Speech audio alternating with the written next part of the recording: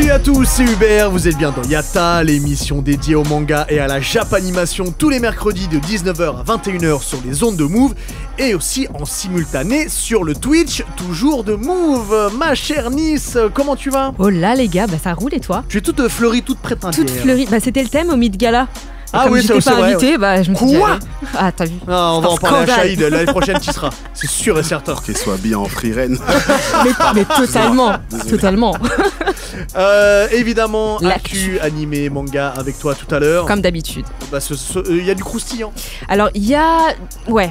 Ah, oui, c'est pas on sûr, peut- là. Ouais, je sais pas, ça dépend des personnes. Moi j'aime beaucoup ce que je vois. Ah ok, Vous c'est verrez. pour ça que tu nous en parles. C'est coloré on va dire, voilà. Ok, On va comme, rester sur ça. comme ton kimono. Voilà, exactement. Exactement. Vous l'avez entendu, il est en train de danser, ça se voit pas à la radio, mais ça se voit sur Twitch.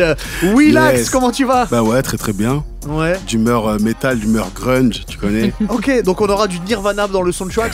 Pourquoi pas? C'est vrai. Ouais, c'est pas- Très important. Bah, ça je fait le sais. 30 ans que Kurt Cobain nous a quittés. Oh là, déjà. 30 ans, ça passe vite les gars. Ouais. Et ouais, donc ce sera une bonne dédicace et j'ai une nouvelle signature dans le label Soul Tracks. Ah bon? Oui. On peut avoir Grosse un teasing. surprise. Pas de teasing pour Pas l'instant. de teasing parce que... Est-ce qu'il a un nom d'artiste déjà ou pas? Veltins. Ok. Veltins. Veltins. Il sait pas, hein. Là il est étonné. Il a dit oh wow, ok. Ah bon? C'est bon ça. Veltins. Yeah, your name is Veltins. Donc rendez-vous pour le Très soundtrack pour adepte. savoir Ça marche. qui est ce Veltins. Trop bien. En attendant, Valentin Paco est avec nous. Comment Aucun tu vas? lien, fils unique. Aucun lien.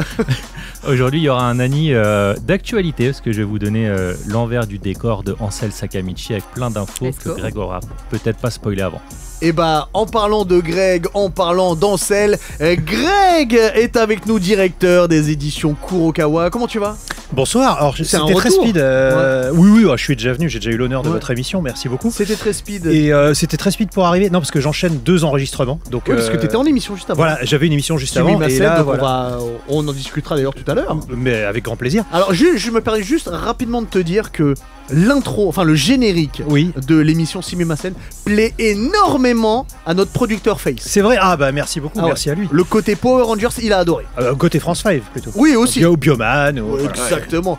Du coup, on parlera avec toi de Kurokawa, on parlera de Simimasen, on parlera aussi forcément de Ansel Sakamichi qui est dispo Oui. depuis hier Exactement. dans toutes les bonnes librairies de France et de Navarre. On en parlera donc en première heure. En deuxième heure, on reviendra sur le live action City Hunter. Est-ce que c'est une réussite? Est-ce que ça ne l'est pas? On en parlera tous ensemble. Évidemment, bonjour à tous ceux qui nous écoutent à la radio et tous ceux qui nous regardent sur Twitch. Si tout le monde est prêt, et bah Yatta, c'est parti! Yeah, tiens.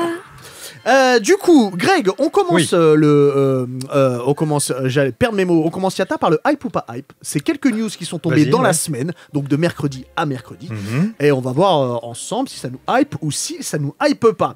Alors, la nouvelle division des studios Pierrot Film a pour objectif de lancer une 3e partie de Bleach de très très haute qualité, parce que cette 3e partie de Thousand Year Blood War a pour échelle et talon ce que Ufotable font pour Demon Slayer.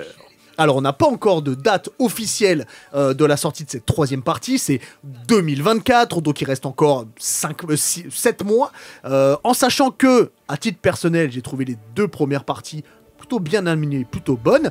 Est-ce que ça nous hype d'avoir une 3e partie version, entre guillemets, Ufotable, mon cher Greg? Non. Pas hype. Non, tout simplement parce que Ufotable fait du Ufotable et je pense que Pierrot, ils ont suffisamment de personnalité et suffisamment de bouteilles. Enfin, c'est Et puis une certaine marque. voilà. Enfin, je veux dire, avant de faire Bleach, Pierrot, ils ont fait tout un tas de chefs-d'œuvre incroyables, les Magical Girl, etc. Enfin, c'est un studio qui a déjà énormément de personnalité. Et dire, on va faire comme Ufotable, enfin, c'est un peu nul, tu vois. C'est tu vas pas dans un resto de sushi qui dit, on va faire comme des Planet Coréens. Sushi, Tu vois, enfin, tu vois, c'est chacun son truc, quoi. Donc Ouais. non, je suis pas hype. J'ai pas envie qu'ils copient quelqu'un d'autre. Mm. Alors après, peut-être qu'ils ont dit ça en disant, on va mettre des en effets qualité, 3D et vous en- allez en prendre plein la tête. Il parle en Mais qualité technique. ouais, mais je sais pas. Quand on se compare à quelqu'un d'autre, c'est jamais bon, je trouve. Ça, je suis d'accord sur cette phrase. Donc voilà. Et puis après, je suis vieux, donc je préfère Bleach au début quand c'était rigolo, etc. Voilà, là les mecs dark en peignoir qui crient face à la lune avec leurs lames pleines de sang, c'est moins mon truc qu'au début quand ils faisaient les andouilles avec c'est un peu exagéré avec les ce que tu peluches, dis etc. sur l'œuvre de Tite Kubo quand même, mais Bon, on reviendra là-dessus un peu plus tard. Ma chère Nice. Bah, c'est sûr que le fait qu'ils perdent un peu leur identité en voulant copiant, ça fait peur, mais il y a aussi le fait que on est habitué à une certaine... Ils ont pas dit qu'ils allaient copier. Ouais, non. Ils ont dit qu'ils voulaient step up pour sa dernière partie. C'est un grand mot, copier, mais voilà. Quand tu veux imiter, voilà, on va préférer le mot imiter certaines techniques, ou avoir un level technique identique à un autre studio, ouais, c'est pas terrible, mais au-delà de ça, il y a aussi le fait qu'on soit habitué à ce qu'ils font, à leur patte graphique. Bien sûr. Déjà, ok, on a eu avec le retour de Bleach, ils nous ont ramené. Ils ont rapporté justement Bleach sans perdre l'identité de Bleach. Ils ont réussi ça sonnait très 2000 techniquement, et c'était bien. voilà. Honnêtement, moi, j'ai pas été déçue. Maintenant, s'ils commencent à vraiment changer de l'identité avec de la 3D, etc., ça va me faire un peu bizarre, tu vois. Voilà, c'est de ça dont j'ai peur. Et puis, à la limite, quand tu veux step up un animé parce que c'était vraiment pas terrible. Enfin, on va parler de, par exemple, ce dont on parlait la semaine dernière, Kingdom, de la saison 1 à la saison 3, il y a une différence. Ok, tu vois. Mais si tu veux vraiment, en plus, je pense que ce sera la dernière partie. Ah, c'est de la dernière partie. Voilà, vraiment tout modifier comme ça, juste pour, je sais pas, rouler sur la hype, la popularité d'un certain style graphique. Wow, non. Ok. Valentin. Moi, je pense que c'est juste une rumeur et de la communication. Oh. Ouais. Je pense vraiment, on leur a dit, il faut dire ça pour vous présenter, lancer la machine, l'attente sur le truc. Donc, faut pas oublier que Bleach, l'animé a été mis en arrêt pendant très longtemps. Donc, on revient, on essaye d'artificiellement recréer, remettre une pièce dans cette très grosse machine, parce que Bleach. On peut dire que l'animé a été arrêté à cause de la mauvaise qualité de l'animé. Il y a plein de facteurs. Il y avait aussi la pénurie et la crise économique qui revenait au Japon. Donc, pour moi, là, c'est une opération de com. J'espère juste qu'on va pas tomber dans le piège d'insulter tous les animateurs qui font pas ce qu'on juge comme être le nouvel étalon maître de qualité. Parce qu'il y a des conditions de production différentes et voilà. Willax. Écoutez, en tant que digne représentant de Dragon Ball Super avec une animation... J'aimerais qu'on arrête de Dragon Ball super-héros avec une animation qui a totalement changé, qui a posé de problème à personne. Quand tu parles de personne, t'es sûr personne? Qui autour de cette table serait prêt? T'es le seul. Oui, t'es tout seul. Désolé. Je l'ai vu une demi-main. Parce que ça dépend. Quand t'as dit demi, j'ai eu peur au début. Ça dépend, en fait, ça dépend des séquences. Mais d'une manière générale, on a beaucoup de mal avec la 3D au Japon. C'est-à-dire qu'aujourd'hui, les grands réalisateurs d'animation japonaise qui maîtrisent un long métrage entièrement réalisé en 3D, il n'y en a pas beaucoup. Et c'était le premier réalisé comme ça de Toei qui a complètement sauté le pas et c'était assez vide. Oui, je te conseille d'aller regarder le dernier Gundam qui était au cinéma. Qui était génial en 3D. N'en parlons plus. Non, mais en réalité... Bleach, ouais. Pourquoi pas, mais ça va me donner envie, moi, d'aller, de retaper toutes les saisons. Non, pas de... Non, de te refaire toutes les saisons. Mais évite les hors-séries. Ouais, les Boons. Mais, quoique les Boons en 3D, peut-être que c'est peut-être digeste à la fois, en vrai, à voir. Mais en tout cas, ouais, ça pourrait me hyper de voir déjà un Slim Ichigo, parce qu'il a maigri déjà Ichigo, déjà dans les nouvelles saisons. Un Slim Ichigo en 3D avec des petits cheveux... doré dans le vent. Orihime, il n'y a rien qu'à slimer dans les nouvelles saisons. Bref, cela ne nous regarde pas. C'est encore autre chose.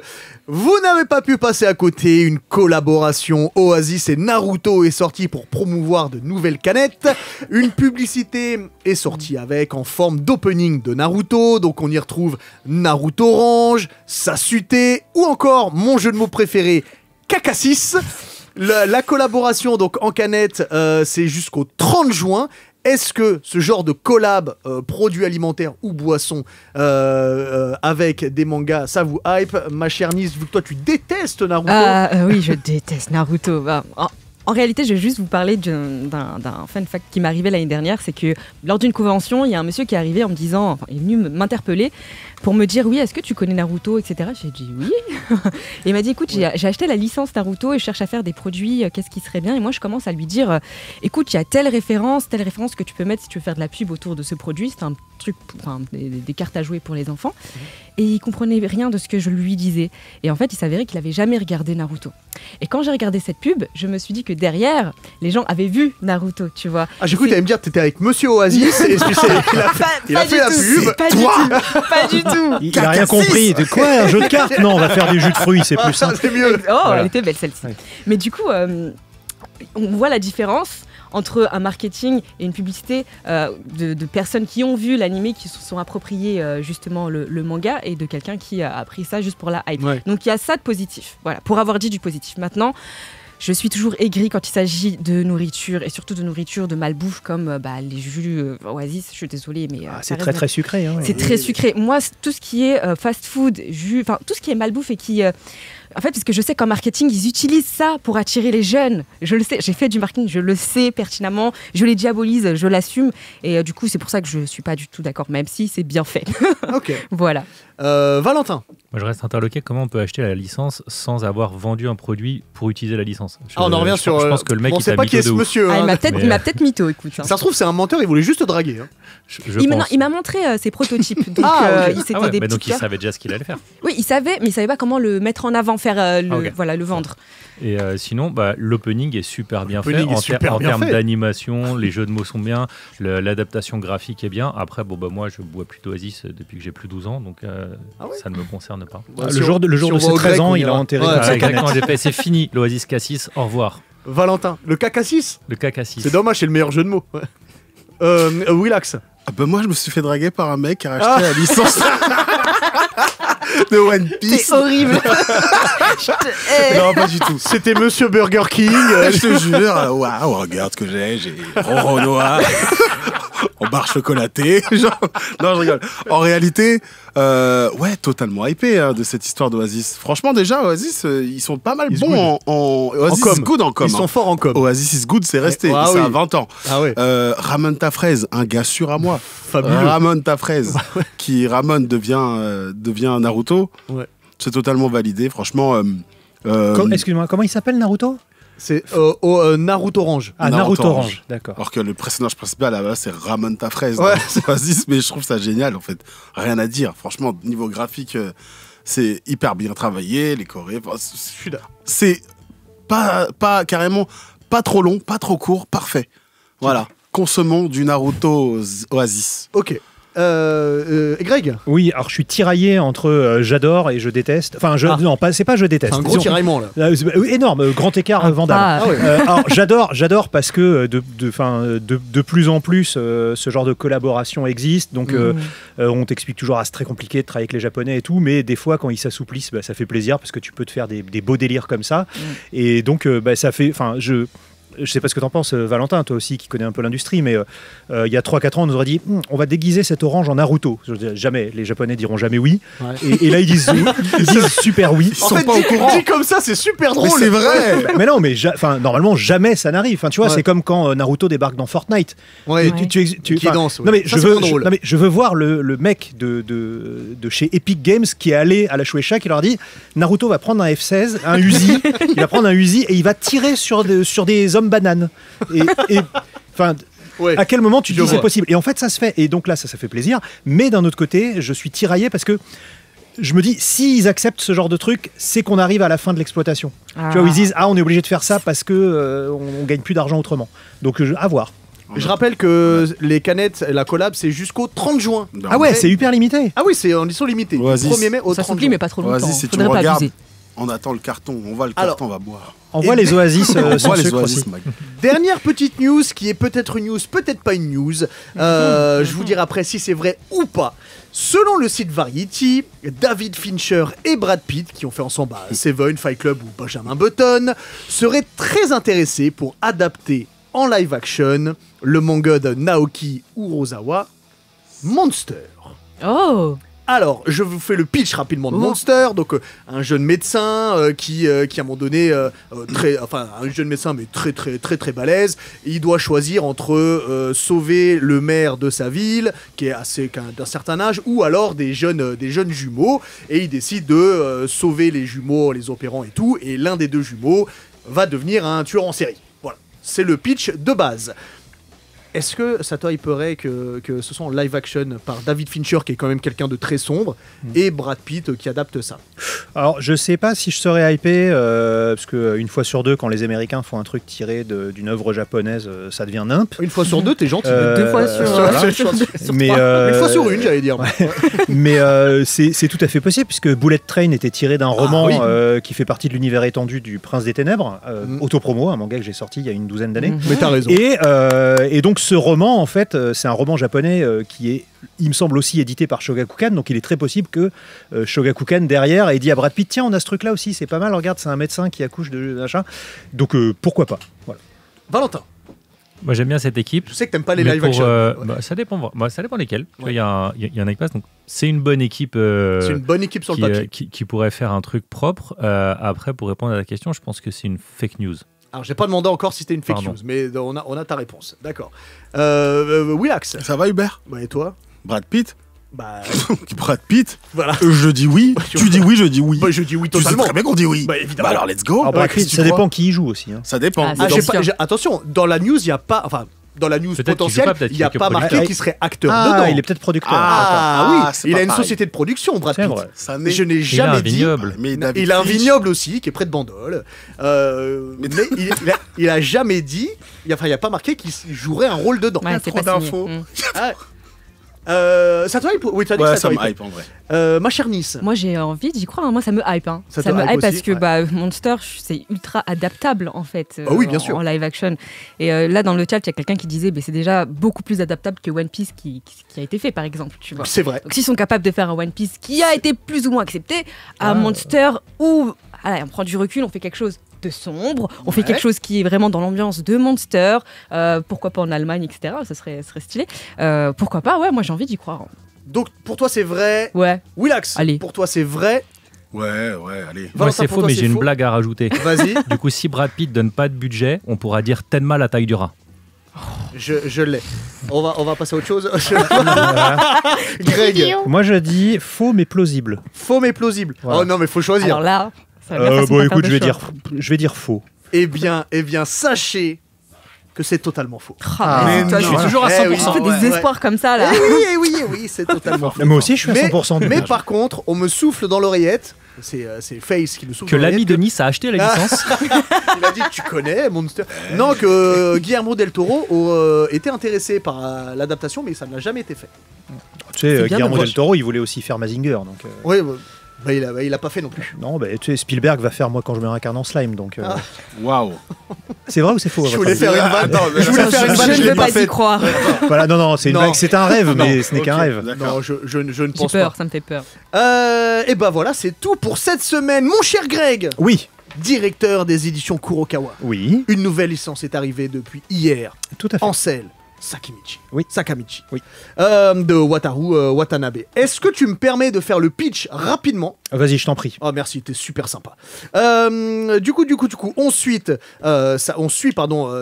Sakamichi Onada, un lycéen amoureux des mangas, du jeu vidéo et de son vélo qu'il utilise tous les jours pour faire 45 km aller, 45 km retour. C'est le nombre de kilomètres qui le sépare de son quartier préféré à Tokyo, qui est Akihabara, qui est le quartier entre guillemets high-tech, entre guillemets pour les otaku, pour ceux qui ne Geek. sont pas...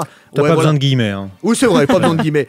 Et puis un jour, ce jeune passionné du vélo va rencontrer à Akihabara, d'ailleurs, il me semble, Nakuro, qui voit ses performances sur son vélo. Et il lui dit, bah écoute, mon cher, Sakamichi, je pense que tu devrais venir avec moi dans le club de vélo du lycée, parce qu'on va faire de belles perfs tous ensemble. Voilà, c'est le pitch rapidement du début. J'ai sauté plein de trucs, mais vous avez qu'à lire le manga. Oui, bien. Du coup, ma première question. Oui. Qu'est-ce qui t'a donné envie d'éditer ce manga chez Kurokawa? Oh, c'est une opportunité en fait. Donc Kurokawa appartient au groupe Editis, qui est le deuxième plus gros groupe d'édition en France. Et donc la société Editis, dont fait partie Kurokawa, est partenaire de l'équipe. C'est-à-dire que depuis plusieurs années maintenant, Editis publie les livres de l'équipe. Tu sais, par exemple, Donc, l'équipe, l'année. on parle du journal, L'équipe, hein. le journal L'équipe, Ouais. qui est très très connu, hein, Oui. est une institution française, qui est d'ailleurs, je crois, le quotidien le plus vendu en France. Tout à fait. Et, ouais. C'est pas Euh, Ouest France? Alors, en PQN, en presse quotidien nationale, c'est l'équipe, et Ouest France, c'est régional, donc c'est pas dans les mêmes critères. Ok. Ah d'accord. Bon. Et donc l'équipe et Editis collaborent ensemble depuis de très nombreuses années. Tu sais, on fait des livres tous les ans pour à peu près la période de Noël. C'était l'année du foot, l'année du judo, l'année du sport, etc., etc. Et donc l'équipe avec qui Editis s'entend très bien, un jour dit voilà, on se demande comment est-ce qu'on pourrait rajeunir un peu notre lectorat. Et évidemment, les gens chez Editis, chez nous, il y a un truc qui cartonne, ça s'appelle Kurokawa, c'est des mangas. Donc on rencontre mon équipe et l'équipe de l'équipe. C'est dur à dire. C'est pas facile, c'est du Necfeu ça, ouais, c'est fort. On se rencontre, on discute un peu et je leur dis on pourrait faire une coédition de manga qui serait supportée à la fois par vous et par nous, et puis comme ça vous ouvrirait un nouveau public et ça nous ouvrirait votre public à vous. Et donc je leur ai proposé plusieurs titres et ils se sont tout de suite arrêtés sur Ansel Sakamichi, donc Yowamushi Pedalu en japonais, parce que justement le cyclisme, c'est quelque chose qui marche très très bien chez eux. Grâce au Tour de France, et puis c'est vrai que la France est un pays de vélo, et donc c'est comme ça que notre intérêt s'est porté sur Ansel Sakamichi, parce que je dois le dire, c'est une série qui est très très longue, et Kurokawa, on porte déjà notre croix du manga de sport ça très a commencé très long. En 2008 2008, tout à fait. Voilà. Et nous on porte déjà notre croix du manga de sport qui est Hippo. On a publié le tome 134 il n'y a pas longtemps. C'est énorme. Et donc Ansel Sakamichi, c'est pareil, c'est un manga qui a énormément de tomes derrière lui. Et donc ça fait longtemps que j'ai repéré ce manga, mais les mangas de sport, vous le savez aussi bien que moi, c'est compliqué en France. Donc pour un qui cartonne, il y en a 25 qui vont au cimetière malheureusement. Et donc là, on avait une belle opportunité de pouvoir donner une chance supplémentaire à ce manga. L'équipe était chaude direct ? Ah oui, c'est quelque chose. Le vélo, c'est quelque chose qui les a beaucoup motivés. Le fait justement que le manga donne des bonnes valeurs, c'est-à-dire que ils connaissaient pas les mangas, donc on leur a montré, on leur a expliqué, puis ils ont dit mais c'est vachement bien parce que c'est un jeune qui il fait du vélo, mais il est pas inscrit à un club, donc il découvre la vie associative. Et puis en plus dans le manga, il donne des conseils. Tu vois, dès le tome 1, il a un vélo nul, donc on lui explique qu'il faut qu'il change de vélo. On lui explique parce qu'il a un vélo de ville. Il monte des comptes à 20%, mais il a un vélo de ville. Et puis en plus, sa selle est trop basse, donc on lui explique. Enfin, tu vois, dès le tome 1, tu as des conseils pour mieux faire du vélo. Et puis au fur et à mesure, évidemment, il ne peut que s'améliorer puisque c'est un béotien total. Valentin. Est-ce que c'est le début d'une collaboration ? À savoir si ça marche bien, au-delà de faire la deuxième saison de Ansel, est-ce qu'il y a d'autres titres manga sportifs qui pourraient arriver ? Si, grâce à ce partenariat, on arrive à transcender les lecteurs de manga et à toucher un plus large public, même si le manga aujourd'hui est très puissant en France, je pense qu'il y a encore des gens qui n'y sont pas venus. Si on arrive à faire une réussite de Ansel Sakamichi, pourquoi pas ? Parce que aujourd'hui, je dois dire quelque chose, c'est qu'en tant qu'éditeur de manga, il y a des super mangas de sport qu'on s'interdit de sortir parce que le manga de sport en France, c'est compliqué. Alors attends, vous interdisez de sortir, parce que sortir sur du vélo, mine de rien, c'est quand même un pari. Un peu niche. Et alors quand tu parles de manga, quel sport vous refusez de sortir ? Mais c'est pas une question de sport, c'est tu pourrais sortir un manga de pétanque qui est formidable. Ça n'est pas. Il y a le côté du sport et il y a aussi le fait que d'une manière générale, les mangas de sport en France ne fonctionnent pas super bien. C'est-à-dire que des mangas de sport qui se sont bien vendus en France, y a Blue Lock, il y a Slam Dunk, il y a IQ, iShield, mais iShield, lequel ? Blue Box en ce moment. Ça se vend absolument pas bien. Ça se vend pas très bien, Blue Box. C'est vrai, j'en entends beaucoup parler. C'est-à-dire que pour les connaisseurs en fait. T'as la hype et t'as les ventes. Il faut vraiment pas se laisser emporter par les réseaux sociaux. Sinon, Capeta serait le manga le plus vendu en France. Tu vois. Mais tu vois, exemple de manga de sport qui se vend pas du tout. Pareil, qu'est-ce qui se vend bien en Kuroko no Basket. Voilà. Mais ces mangas-là se vendent bien pour des dichotomies toutes très différentes. Et de tous les mangas qu'on a cités là, tu peux garder Slam Dunk. Ils ont été portés, 1, par leur animé et 2, par un lectorat féminin. Que ce soit en France ou au Japon, ces mangas de sport ont du succès parce qu'il y a beaucoup de filles qui lisent ces mangas-là parce qu'il y a des beaux gosses. C'est vrai. Non, c'est vrai. Puis il y a une histoire aussi, un scénario qui... T'as des scénarios excuse-moi de te couper, t'as des scénarios, en fait t'as des bons scénarios dans tous les mangas de sport. mais il faut le scénario avec le bon casting, en fait. C'est surtout le casting qui attire les gens.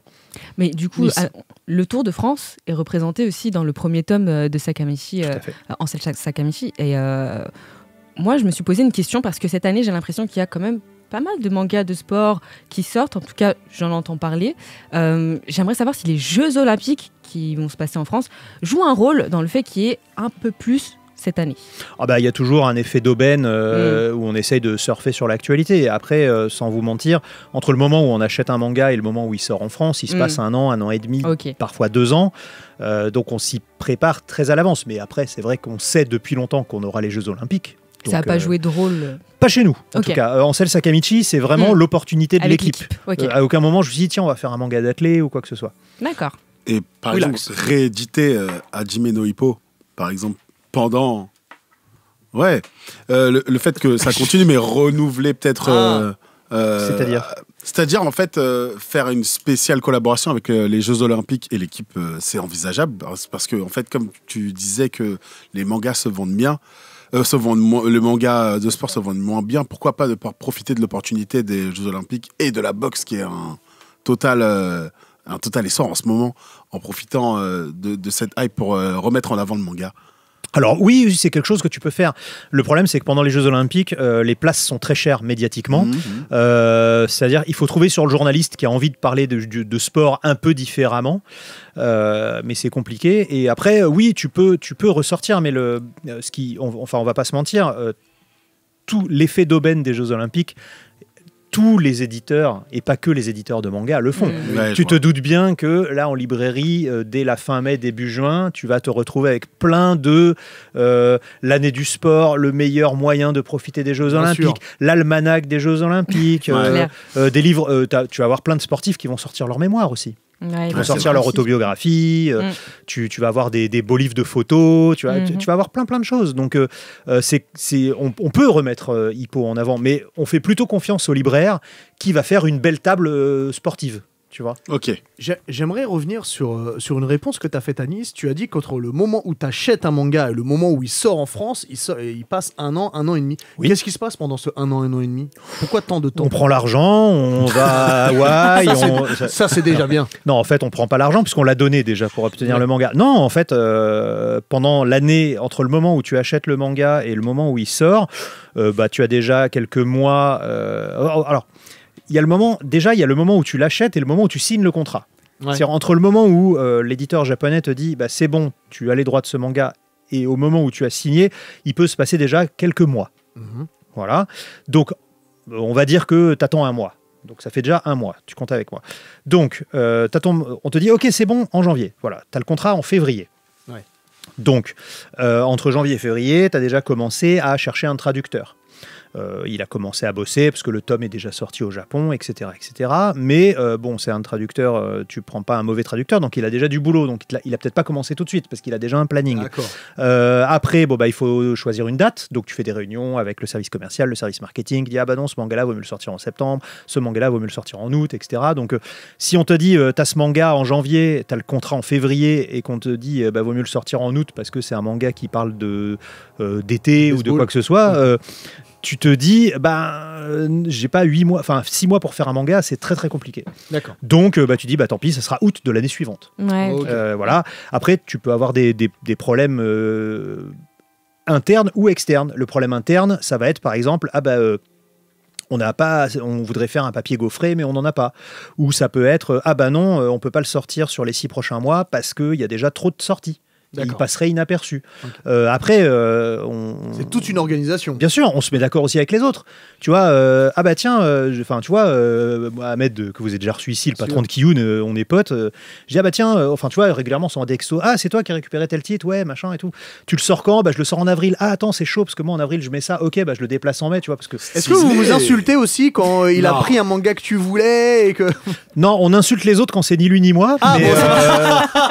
Oui, vu qu'ils sont potes, ils vont se dire bien. Non, plus sérieusement, on est content l'un pour l'autre. Cool. Mais parce qu'on se dit je suis content que ce soit toi plutôt qu'un autre, tu vois. Oui.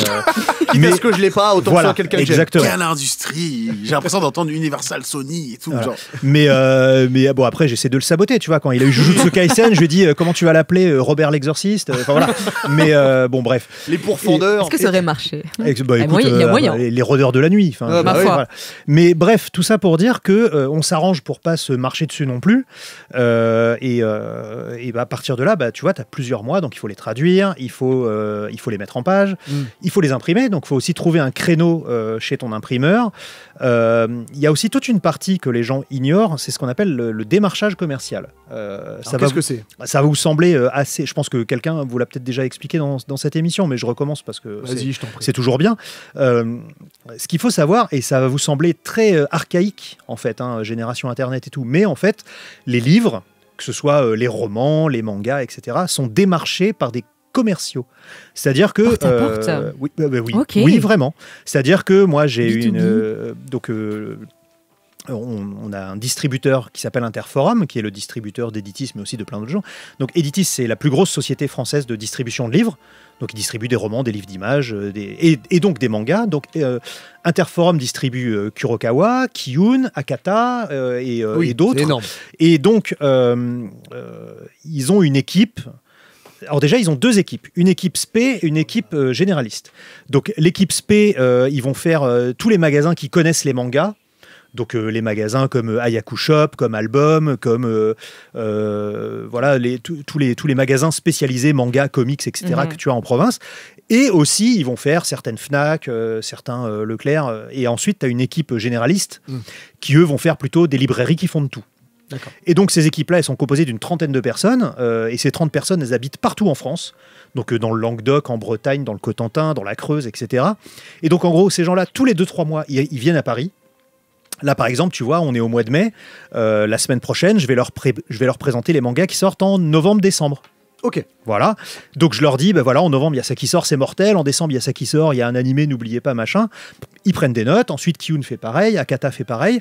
Et après, pouf, ils repartent dans leur province. Et ensuite, le mec du sud de la France, il va faire toutes les librairies de Marseille, toutes les librairies de Toulon, par une. J'ai ça, tel mois. Voilà, il arrive. Bonjour, la Fnac de Marseille. Voilà, je suis le repris Interforum. Alors, en novembre, j'ai ça qui sort chez Kurokawa. Donc le mec de la Fnac dit, je t'en prends 10. Et là, le mec dit, non, faut que t'en prennes 20 parce qu'il va y avoir un animé, etc., etc. Et c'est fait encore à la main comme ça. Je trouve ça trop cool. En fait, c'est bien, ça garde de l'emploi. Et puis, et rien que ça prend plusieurs mois. Tu vois, là, je suis en mai, je présente décembre. Donc, le temps que les repris redescendent dans leur région et tout, ça met du temps. Voilà, c'est pas un mail. Tu peux pas dire, j'ai ce manga-là maintenant et dans 2 mois, je le sors. C'est pas possible. Mais l'humain, c'est plus convaincant que si ça serait un mail ou juste un petit. Évidemment. C'est-à-dire que le libraire, il reçoit 90 mails par jour. Parce que je sais pas si vous avez déjà reçu des libraires chez Iata, mais les libraires. On a reçu Nicolas Baquet qui fait ça, pas du porte-à-porte, mais qui va essayer de vendre les mangas dans les librairies. Voilà. Et du coup, le libraire, il reçoit beaucoup de mails, et puis surtout, le libraire, la majorité, les gens s'imaginent, le libraire, c'est cool, tu lis. Non, la majorité du boulot d'un libraire, c'est manutentionnaire. Il reçoit des caisses de livres, il sort les livres de la caisse, il les met dans le truc. Les livres qui ne sont pas vendus, il les remet dans une caisse et il les renvoie. Ça, c'est la majorité de son temps, malheureusement, le pauvre. PLS. Et donc, du coup, dès qu'il y a un humain qui arrive pour l'interrompre, pour lui dire ouais, tiens, j'ai ça, machin, tout de suite, il retrouve son métier d'amoureux du livre. Okay. C'est-à-dire, quand t'es libraire, tu deviens pas millionnaire. Donc, si t'es libraire, c'est que t'aimes les livres. Et donc, si tu peux parler de livres avec quelqu'un, t'es content. Voilà, forcément, t'es content. Et donc, les représ, c'est des gens qui font des kilomètres et des kilomètres et qui se baladent et qui vendent des livres partout. Valentin. On revient sur Ansel Sakamichi. T'as dit que les mangas de sport qui avaient cartonné avaient été portés par leur animé. Comment vous abordez le fait que Ansel Sakamichi, le dessin animé, les 5 premières saisons, soit disponible depuis un certain temps sur les plateformes? Est-ce que vous les avez contactés pour savoir c'était quoi l'audience, pour cibler ou pas? Est-ce que l'audience sur les plateformes, c'était que féminin ou pas? Alors malheureusement non, parce que déjà Netflix, il ne te parle pas, jamais. Non mais vraiment, c'est-à-dire que Netflix, c'est une société, c'est leur choix, c'est une société avec qui tu ne discutes pas. Tu peux pas faire d'échanges, tu peux pas faire de...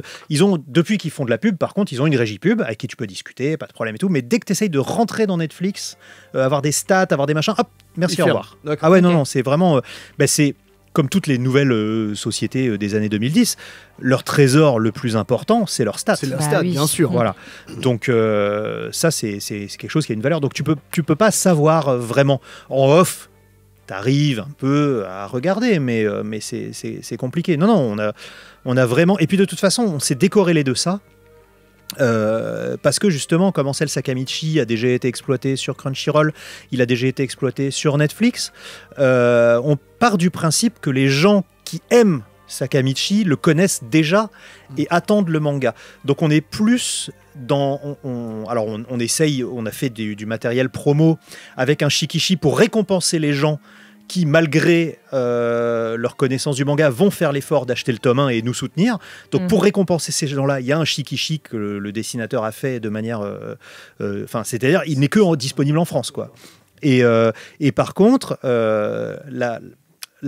une grosse partie de notre campagne marketing va être justement pour attirer les gens qui ont souvent hésité, qui aiment le sport et qui ont toujours hésité à lire des mangas. Donc, on essaie de séduire les deux publics, mais de manière très différente. Nice.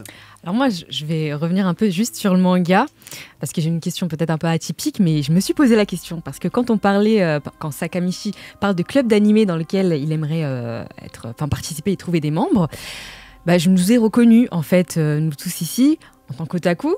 Ah, j'ai cru, en tant que cycliste. Non, en tant qu'otaku. Et j'ai vu que... les otaku dans son lycée, c'est un peu mal vu, tu vois. Et j'aimerais savoir si aujourd'hui, avec la popularité des mangas et des animés, même si ça commence à faire quelques temps quand même depuis le Covid, etc. Mais est-ce qu'il y a toujours cette vision un peu ringarde des otaku? On n'est pas ringards, nous? Non, mais je sais pas, parce que c'est un peu la sensation que j'ai eue. Et comme je ne sais pas du tout... C'est très différent. En fait, ce qui est amusant, c'est que... moi, je suis yeuve, hein, vous l'auriez deviné. Et, moi, donc, j'ai connu... Là, tu parles en verlan. Mais je pose la question à vous tous, parce que vous êtes tous vieux, en fait. Mais en fait, moi, je vais te donner mon ressenti et mon témoignage personnel, et ensuite, ce que j'ai vu de manière professionnelle. Je viens d'une époque où, quand moi, je bossais dans les jeux vidéo dans les années 90, c'était pire que tout, les dessins animés japonais, ça allait rendre les enfants fous, il fallait arrêter ça, etc., etc. Et aujourd'hui, t'as des t-shirts One Punch Man, des t-shirts Naruto chez Célio. Oui. Tu vois, enfin, on va boire de l'Oasis Naruto. Enfin, il y a des galettes des rois Pokémon. Enfin, je sais pas, tu vois, en 30 ans, le chemin parcouru. Et c'est énorme. Au Japon, ce chemin n'a jamais été parcouru. D'accord. C'est-à-dire que il y a des mangas pour adultes, il y a des seinen et tout, ce que tu veux. Donc, il y a des filles de 30 ans qui continuent à acheter 500 porte-clés Prince of Tennis pour prouver qu'elles aiment ça et tout.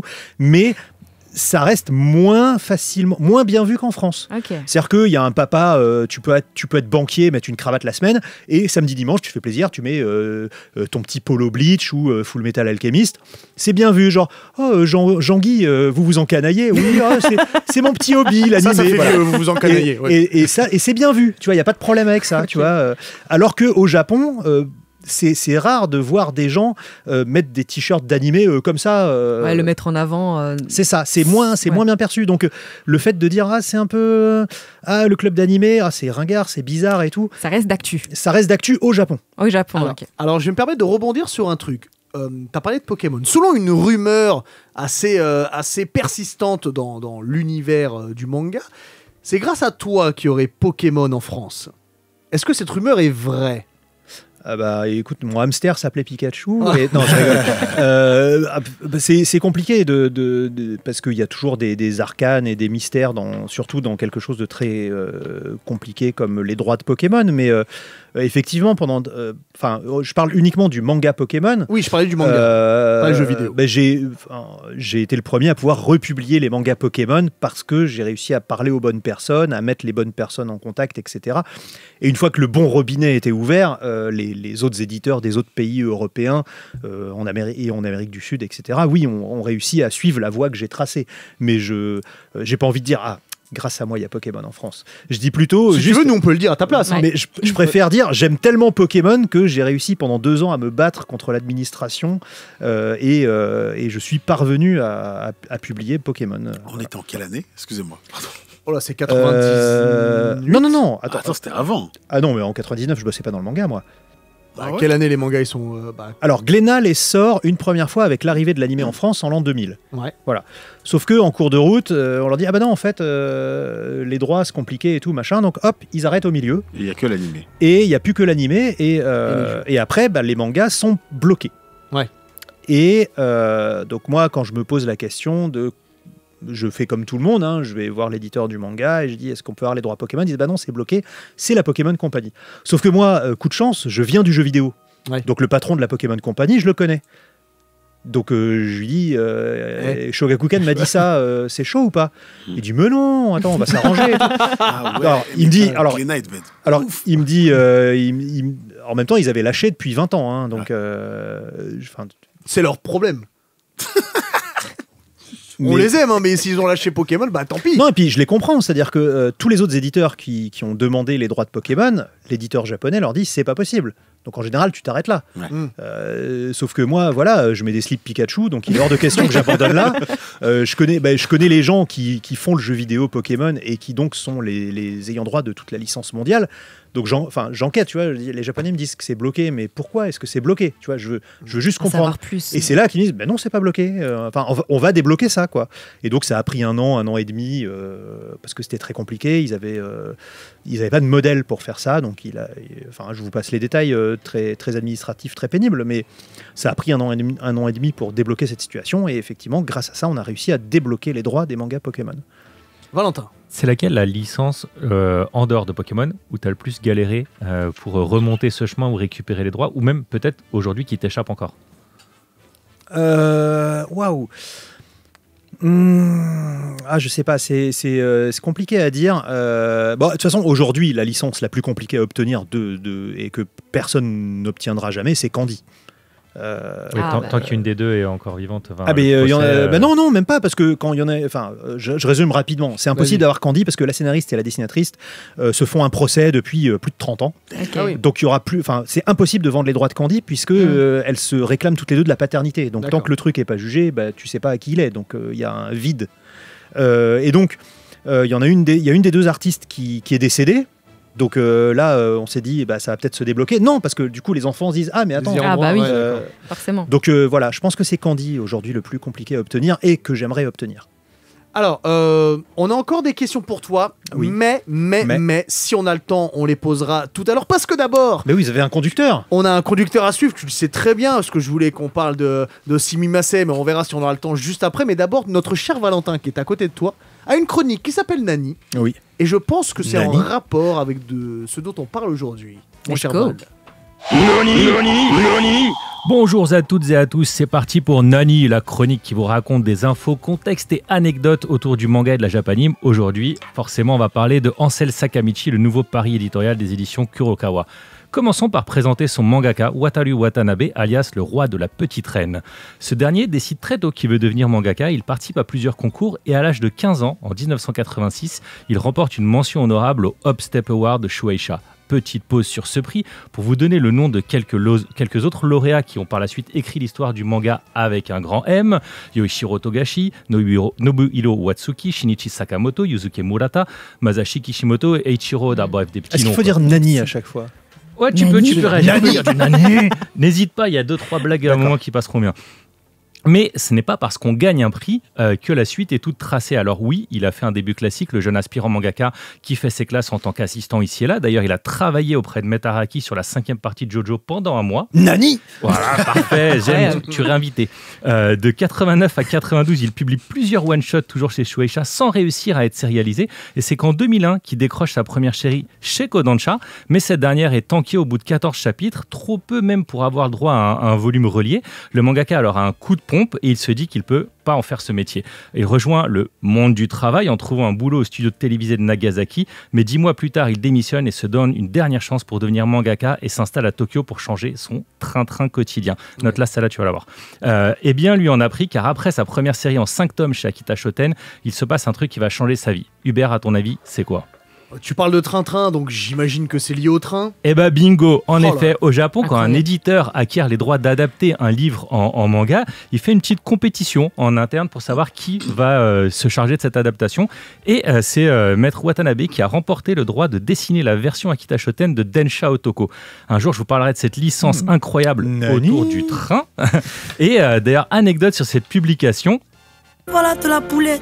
Et ouais, grosse boulette de ouf, parce que au moment de lancer Densha Otoko, on lui dit de finir sa série en cours, et c'est tellement dans l'urgence qu'il prépublie à l'envers les 2 derniers chapitres de sa série en cours. Ouais, les boulettes, ça arrive. Nina, Aïe, aïe, aïe. Nina, exactement. Ouais, en verlan mortel. Le mangaka enchaîne alors 2 autres courts-séries avant de réaliser le hit de sa carrière. Je m'appelle Gretel. Et lui, c'est mon frère, Ansel. Et bah voilà, ces boulettes ici aussi, c'est pas Ansel et Gretel, c'est Ansel Sakamichi, les enfants. Ouah, l'humour de ouf. Wow. Wataru Watanabe s'était essayé sans succès au manga de sport avec un one-shot de badminton. Lui-même dit qu'il avait plus d'appétence pour les mangas d'aventure et de combat comme Dragon Ball et qu'il n'a jamais trop accroché au manga de sport. Alors Hubert, tu vas me demander, mais comment est-il arrivé à écrire l'un des mangas de sport les plus populaires des 20 dernières années ? Mais Val, comment a-t-il réussi à créer l'un des mangas de sport les plus populaires des 20 dernières années ? Pour répondre à cette question, il faut qu'on parle un peu de la genèse de Ansel Sakamichi. Donc quand un éditeur parle avec un mangaka pour brainstormer autour d'une nouvelle potentielle série, il parle des tendances du marché, mais aussi de ce qu'ils aiment. Et Maître Watanabe venait juste d'acheter un vélo de route et trouvait ça vraiment très sympa. Et l'éditeur lui a répondu: Bon Dieu, mais c'est bien sûr. Fais-en un manga. Alors hop, ils disent ok, on va faire un manga sur le vélo de route. Au début, ça devait être une fille, le personnage principal, mais le rédacteur en chef a dit hop les gars, un garçon, ça plaira plus au lectorat du magazine. Et là, on fait un petit saut en arrière. Vous vous souvenez d'Densha Otoko ? Le héros, c'est un gros otaku qui a inspiré Sakamichi dans Ansel. Et maintenant, avec ce contexte, je peux te répondre à ta question, Hubert. Comment on fait un manga de sport hyper populaire si on est soi-même pas fan du genre ? C'est très simple. Il suffit de pas faire un manga de sport. Et ouais, exactement. Et ouais, le mangaka distingue les mangas de sport où le sport est une finalité en soi et ceux où les protagonistes, leurs évolutions et leurs interactions sont plus importantes. Il appelle ça des mangas de personnages. Et d'ailleurs, pour lui, Slam Dunk est un manga de personnages. Pour moi, c'est Touch de Mitsuru Adachi. C'est d'ailleurs pour ça que la motivation initiale de Sakamichi n'est pas de remporter une compétition ou de devenir le meilleur cycliste, le meilleur monteur, d'avoir le maillot à pois ou autre chose, quoi. Ansel Sakamichi, aujourd'hui, c'est 89 tomes, plus de 30 millions d'exemplaires vendus, plus de 15 ans de publication quasi ininterrompue. Pas mal pour un manga presque créé par hasard. Et alors, Hubert, j'aime les questions impossibles. Vas-y. Le mangaka a une manière super particulière de gérer la pression des deadlines. À ton avis, qu'est-ce qu'il fait ? Il va faire un tour à vélo avant de rendre son manuscrit. En fait, il travaille en parallèle sur 3 chapitres et il fait des cycles de 3 semaines. En semaine 1, il commence les 2 tiers du premier chapitre. La seconde semaine, il fait les 2 tiers du second chapitre. Il finit le premier chapitre quand il entame les 2 tiers du troisième, ce qui lui permet d'équilibrer le contenu avec la réalité de sa production. Il lisse aussi son temps de travail. Avant, quand il travaillait au chapitre, il mettait toujours 1 jour et demi à se remettre du stress du rendu de la deadline, et maintenant il vit de manière plus équilibrée, il a moins la tête dans le guidon, comme il le dit. T'as vu ? Là, le nani est total. J'ignorais ça. Ah ouais, là, je suis nanifié. Donc Ansel Sakamichi a provoqué un boom du vélo au Japon, à tel point que Maître Watanabe a été nommé Bicycle Master au Japon. Il n'y en a que 6. Okay. Pour l'anecdote, même les comédiens de doublage de l'adaptation animée se sont mis à aller au studio en vélo. Allez, et 2 petits fun facts pour finir sur Watanabe et la France. Hubert, à ton avis, le premier, c'est quoi ? Écoute, j'ai beau en connaître en rayon, mon cher Val, petite vanne, j'en ai aucune idée. Eh ben, Ansel Sakamichi a déjà été publié en France, mais seulement en numérique sous la traduction littérale à l'époque, Pédaleur né. Et c'était la société U2, première application légale de lecture en scan en 2010, qui avait même eu un stand Yowamushi Pedal à Japan Expo. Et le second est très lié à l'actualité du lancement dont on a parlé. Hubert, le mangaka s'est rendu au Tour de France. C'est presque ça. Il a été invité par la télévision japonaise à commenter une épreuve du Tour de France pendant 5h30 non-stop. Il a commenté une épreuve. Et ouais, et pour rester sur le côté impressionnant, juste pour que vous ayez les maths, 89 tomes, c'est plus de 15 500 planches de manga dessinés. C'est la folie, surtout quand on sait qu'il ne délègue quasiment aucun dessin à ses assistants. Il fait lui-même tous les décors, il ne délègue que la pose de la trame et l'ancrage. C'est un peu fou. Je termine cette chronique FISA avant qu'Hubert ne perde les pédales et me klaxonne pour dépassement de temps imparti. En conclusion, pas besoin d'en connaître un rayon pour apprécier Ansel Sakamichi, alors donnez une chance à ce chouette manga. Merci beaucoup, mon bravo. cher. Que d'informations. Magnifique. Avant de terminer cette première heure, Greg, donc tu as une émission en parallèle de Kurokawa. Est-ce que tu peux nous en parler un petit peu? Oui, rapidement. Tu as 2 minutes. J'ai la chance. La pression. J'ai la chance avec 2 amis avec qui je travaille depuis 20 ans maintenant de réaliser de manière mensuelle, plus ou moins mensuelle, des fois c'est plus, des fois c'est moins, une émission sur YouTube qui se spécialise vraiment uniquement sur le jeu vidéo japonais. Je voilà. redonne le nom. Et donc ça s'appelle Sumimasen Turbo. Voilà, parce qu'on est très prompt à s'excuser. Voilà. Donc ça s'appelle Sumimasen Turbo. Donc on parle en immense majorité de jeux vidéo japonais et uniquement japonais, mais ou japonisants. Tu vois, par exemple, on a parlé du jeu vidéo Goldorak qui a été réalisé par un studio français. Mais et par extension, on va parler aussi de toute la pop culture japonaise qui est plus ou moins liée aux jeux vidéo japonais. Par exemple, on va parler d'un scandale qui a eu lieu au Japon parce que vous connaissez tous le jeu vidéo Yakuza. Oui. Voilà, il y a un des personnages principaux de la série Yakuza, qui s'appelle Pierre Taki. Il n'est pas français, mais il s'appelle Pierre Taki, qui était un très grand artiste de techno, etc., qui a été surpris en train de prendre de la coke. Donc, il disparaît. Et du coup, il a fallu faire un patch pour que sa tête disparaisse du jeu, que sa voix disparaisse du jeu. Voilà. Okay. Voilà. Donc voilà, c'est le genre d'infos dont on discute.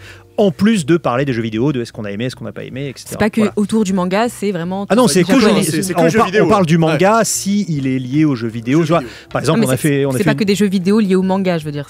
Non, on parle que de jeux vidéo japonais. Voilà. Et ce qui est important dans la pop culture et dans le divertissement japonais, on va dire. D'accord.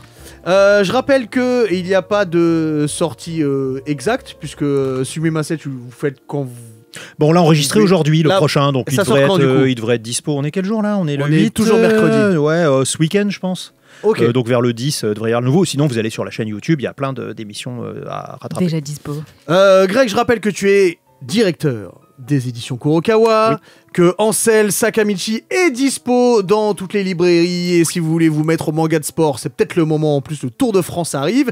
Tu reviens quand tu veux, t'es ici chez toi. Si tu veux venir parler jeux vidéo, manga, si on fait une émission spéciale, tu es forcément le bienvenu. Tu connais le chemin. Un grand merci à toi. La suite des réjouissances dans Yata, on va évidemment avoir l'actu manga et animé de Nice, le soundtracks de Willax avec une nouvelle signature, et on parlera de City Hunter sur Netflix. Tout ça, c'est juste après l'opening 4 de Naruto et l'opening de Domestic Girl, Kawaki no Ameku. Restez bien calés sur Move, on revient juste après.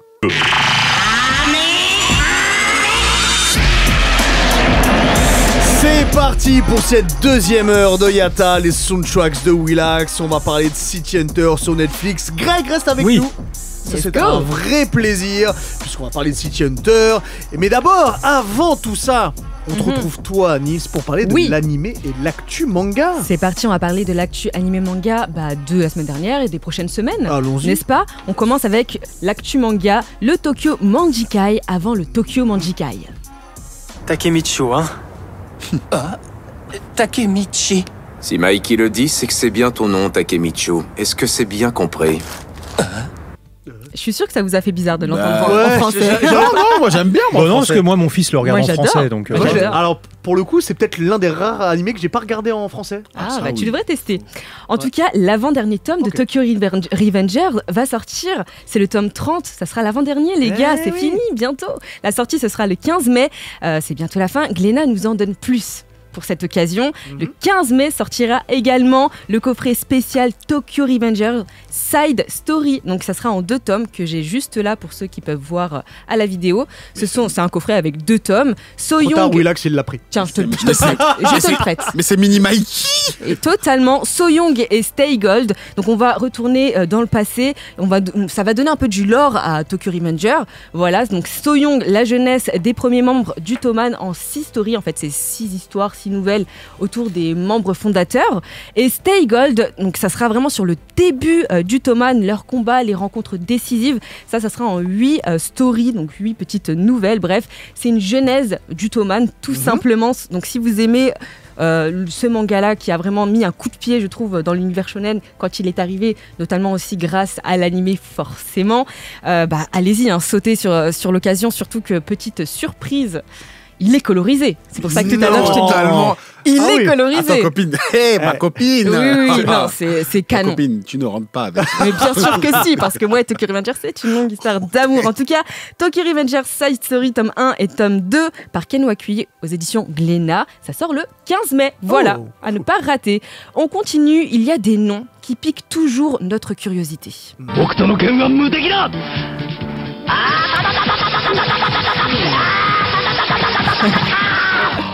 Vous avez la ref. Tu ne le sais pas encore. Au couteau de cuisine. Au couteau. Ok. C'était la VF, le au couteau de cuisine. Oui. Bon, on préfère la D'accord. Je croyais que tu allais dire on préfère le nanto de vison, mais. Je vais vous parler d'une nouveauté chez Mangetsu qui s'appelle Two Beats par Yoshida Shiro au dessin et Buronson au scénario. Donc Buronson, je pense qu'il y en a beaucoup qui connaissent parmi vous, Okuto no Ken, Sanctuary, Oro Den qui l'a fait avec Feu Kentaro Miura, n'est-ce pas? Une légende du manga tout simplement. Donc Two Beat, qu'est-ce que ça raconte? C'est l'histoire d'un quarantenaire au chômage, sans le sou, à qui il arrive que des poisses. Voilà, c'est joyeux. Pour l'instant, c'est moins. Ah bon, quarantenaire, pas encore, mais bientôt. Mais malgré ça, Hideo Washiyama ne se laisse pas abattre. Il va prendre l'initiative d'ouvrir une boîte de détectives privée à Shinjuku, donc c'est pas n'importe quoi, n'est-ce pas? Il a un acolyte, un policier qui est un peu excentrique, il s'appelle Okura, et un jour ils vont tomber sur une jeune fille qui va leur demander une arme à feu. On est d'accord que c'est une demande assez rare, assez atypique, et ça va les mener à une enquête tout aussi bizarre. On va suivre ce joyeux trio dans 3 tomes justement. Le premier tome de Two Beat débarque le 15 mai également, pareil que pour Tokyo Revengers. C'est aux éditions Mangetsu, voilà, donc sautez sur l'occasion. J'aime beaucoup le dessin, je vous laisse regarder. Peut-être que là, vous voyez à l'écran, mais sur Internet, ceux qui nous écoutent, regardez le dessin, j'aime beaucoup. Voilà, on continue, on finit l'actu manga d'ailleurs, avec quelque chose que tout le monde connaît, ça j'en suis sûre. On ne cessera jamais de parler de Dragon Ball ici. Chaque jour, de nouveaux jeunes enfants et moins jeunes enfants se plongent ou replongent dans l'univers de feu Akira Toriyama. Quand les 7 boules de cristal seront réunies, je pourrai réaliser mon rêve le plus extraordinaire. Celui qui aura réussi à toutes les retrouver deviendra un vrai roi. Ah, ça réveille la nostalgie de certains, j'en suis sûre. Eh bien, Glénat nous propose juste une petite dinguerie, une nouvelle édition full color. Oh là là. Ah, je sais que tu l'as vu, c'est pour ça que... je l'ai même. Je sens ton cœur frétiller de loin. Donc, une nouvelle édition full color de Dragon Ball, donc entièrement colorisée, si vous n'aviez pas compris. C'est le moment pour moi, je pense, pour tout le monde d'ailleurs, de refaire une collection Dragon Ball, parce que je pense qu'il est plus que jamais à l'honneur ces derniers temps. Les 2 premiers tomes seront à paraître pour redécouvrir les aventures de ce tout petit gars et de ses compagnons à la recherche des boules de cristal déjà cristallisées dans le cœur de milliers de vieux enfants. Voilà, c'était le moment poésie. Je me permets juste un petit truc. Oui. Faut pour bien dire à tout le monde que ce n'est pas les images de l'animé qui sont mises, c'est le manga qui a été colorisé par des enfants de 5 ans. Non, non. Moi, les 2 tomes, je les ai avalés. C'est vrai. Ils sont très bien. Et j'ai comparé, pour être sûr, j'ai comparé les dessins parce que j'ai l'édition classique aussi. Ouais. C'est la même chose, colorisé. C'est juste colorié par des enfants. Non, t'es méchant. C'est dur. Il est méchant avec la concurrence. Mais non, c'est une blague. Elle est vraiment bien. Et en plus, il y a... Peut-être que t'allais le lire, pardon. Sauf si t'as terminé ou pas. Je te laisse me dire, vas-y. Plus, en fait, en fin de chaque manga, t'as plein d'infos. Oui, t'as plus d'infos concernant le manga. Non, le nom des enfants qui ont colorié. Totalement.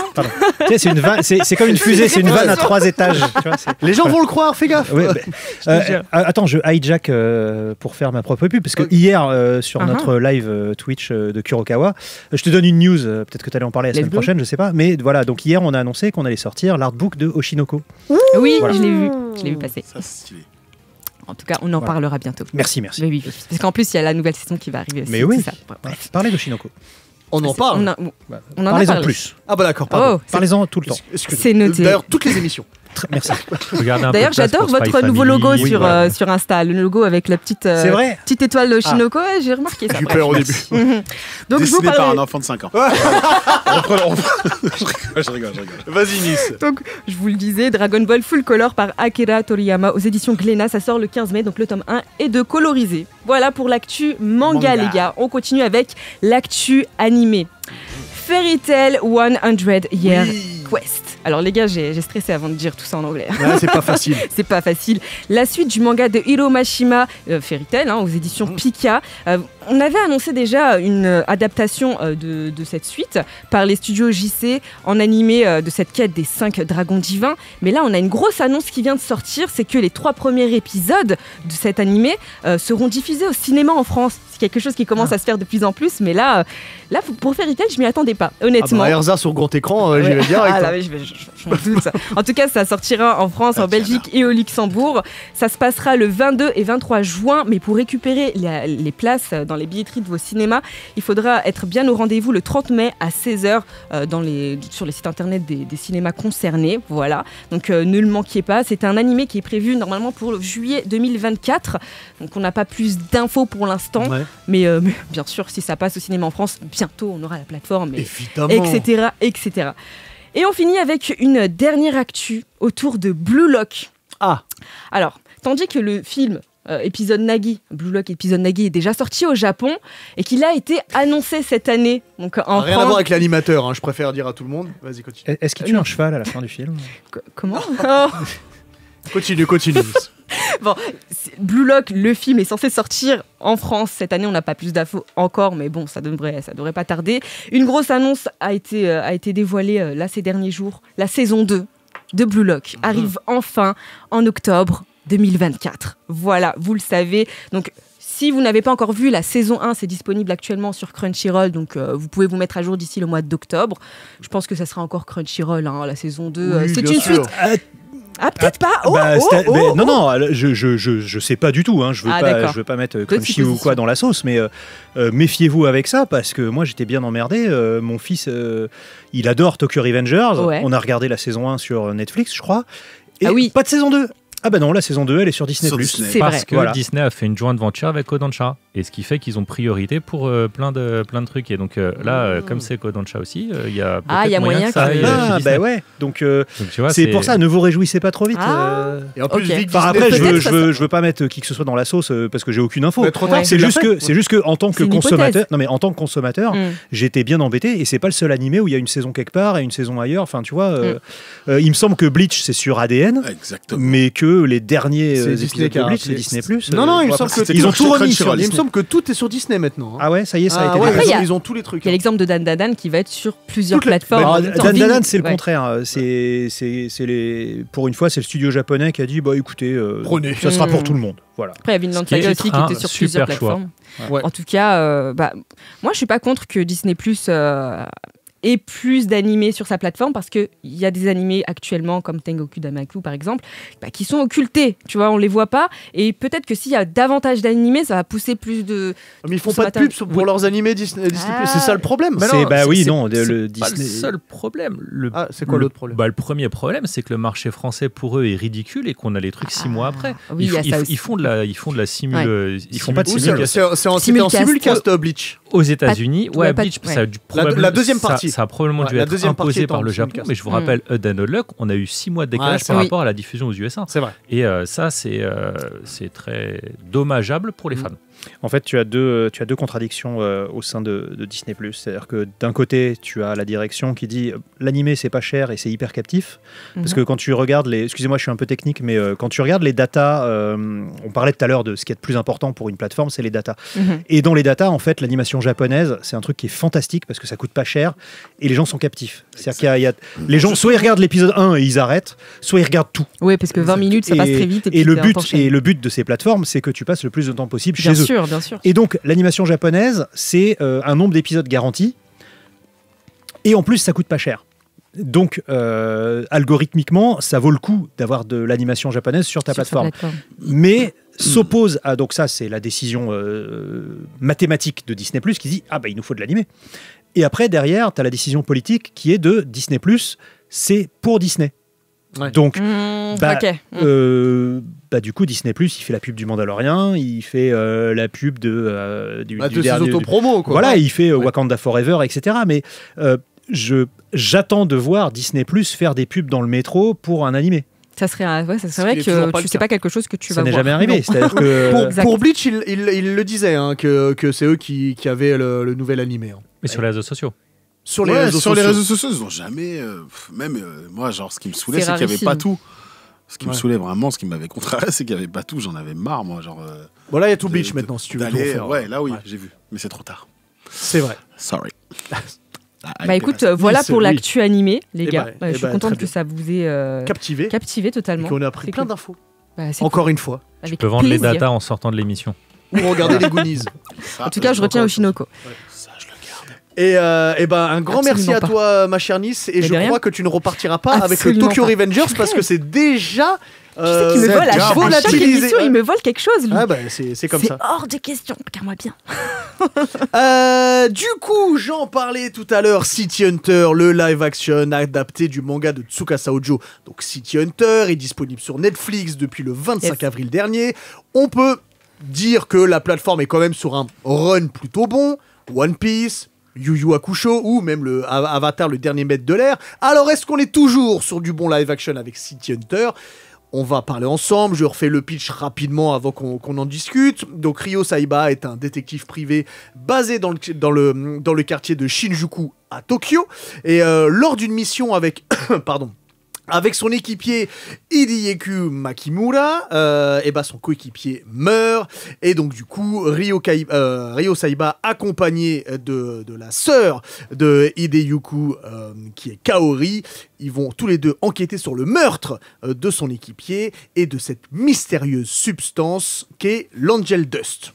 Voilà, c'est le pitch rapidement. Je sais que tu l'as pas encore regardé, mon cher Greg, donc on va en parler rapidement, essayer de spoiler un minimum.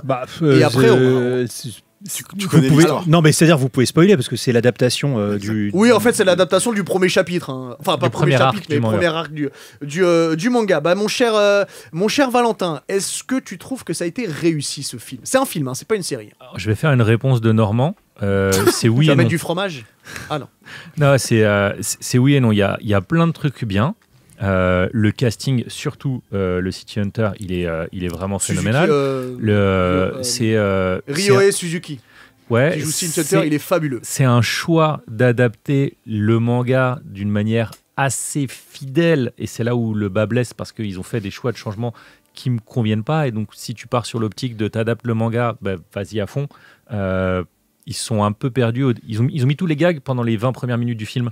En disant voilà, on s'en débarrasse du côté comique et après on va sur le sérieux, mais les scènes de combat sont assez pauvres et finalement il faut attendre la dernière scène pour avoir je te trouve dur sur assez pauvre. Peut-être qu'elles sont trop cutées. Oui. Peut-être qu'il y a une trop grande inspiration Matrix sur le bullet time. Dès le début, ouais, chorégraphie un peu trop hollywoodienne, je trouve. C'est-à-dire qu'il y a du comique dans le combat, mais il n'y a pas d'art martial. Après, il n'y a pas d'arme. Ryo Saiba, il fait pas forcément. Ryo Saiba, c'est un mec des forces spéciales. Donc, il te tabasse rapidement. Mais justement, les mecs qui tapent se relèvent, alors que normalement, c'est un coup KO. Et je parle même pas de gens qui sont boostés par l'Angel Dust. Ouais. Et il faut attendre la dernière scène pour qu'il serve enfin de son flingue avec classe et précision. Et donc, moi, voilà, c'est des petits trucs qui me dérangent en me disant. Vous étiez pas loin de faire une très bonne adaptation. C'est un bon film, un petit peu lent sur le rythme, mais voilà, ça c'est le. Donc c'est vrai qu'il a un petit côté invincible, enfin pas invincible, mais surpuissant. C'est un super héros. Il est presque, il est presque surhumain. Ouais. Exactement. Quand tu le vois dans la boîte de nuit, il peut tirer les yeux fermés. Quand il est en slip, il peut tirer 2 fois dans le même trou. Tu veux que je parle de ça ? Il est super fort. Il est vraiment, il est incroyable et je trouve que il est peut-être un peu plus humain et plus proche de nous, donc c'est peut-être pas plus mal pour l'identification aujourd'hui, mais moi il m'a manqué ce côté super-héros. Premier truc. Et deuxième truc, et après j'arrête, désolé, c'est la BO. La BO, elle par contre m'a déçu. Tu vois, quand ils ont pris... il y a un remix de Footstep qui est dégueulasse. Ouais.